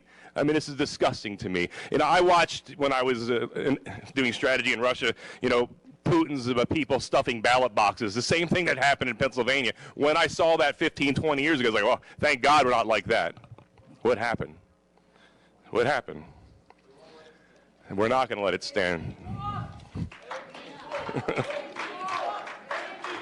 You know, I saw, you have to forgive people because we are a constitutional republic, so I'll forgive those that say democracy, but I saw one man had a sign in Philadelphia, and the irony wasn't lost on me. Democracy dies in Philadelphia. Can you imagine the irony of that? You know, where the light of liberty was lit in 1776, it transformed this world, where in this very same state, a new birth of freedom. And then, of course, let's not forget 2001, Todd Beamer, let's roll. You know what? It's our time to roll. This is no time. You know, democracy can die in darkness, in dark rooms with no transparency and accountability. We're shining light on this darkness here. We're going to take our state back. We're not standing aside in this hour.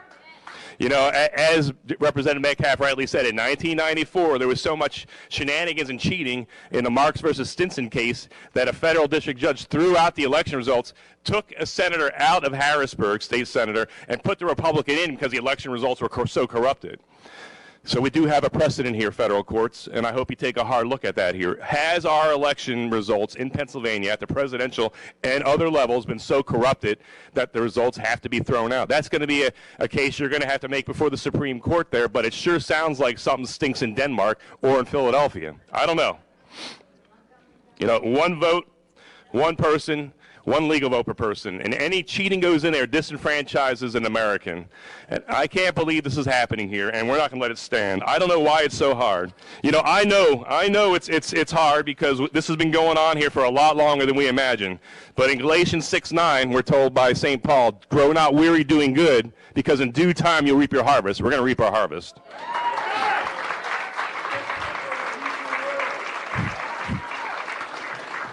The time for dithering,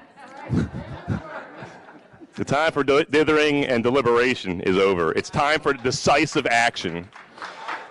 We have to protect our Commonwealth and our nation. The eyes of the world are upon us, and let's turn the Commonwealth of Pennsylvania from a laughing stock to the pride of the world once again, as we've always had been and need to be again.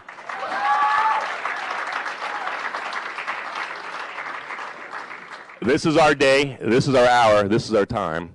So yes, Mr. Franklin, a republic, if you can keep it, we're going to keep it. Can you keep it?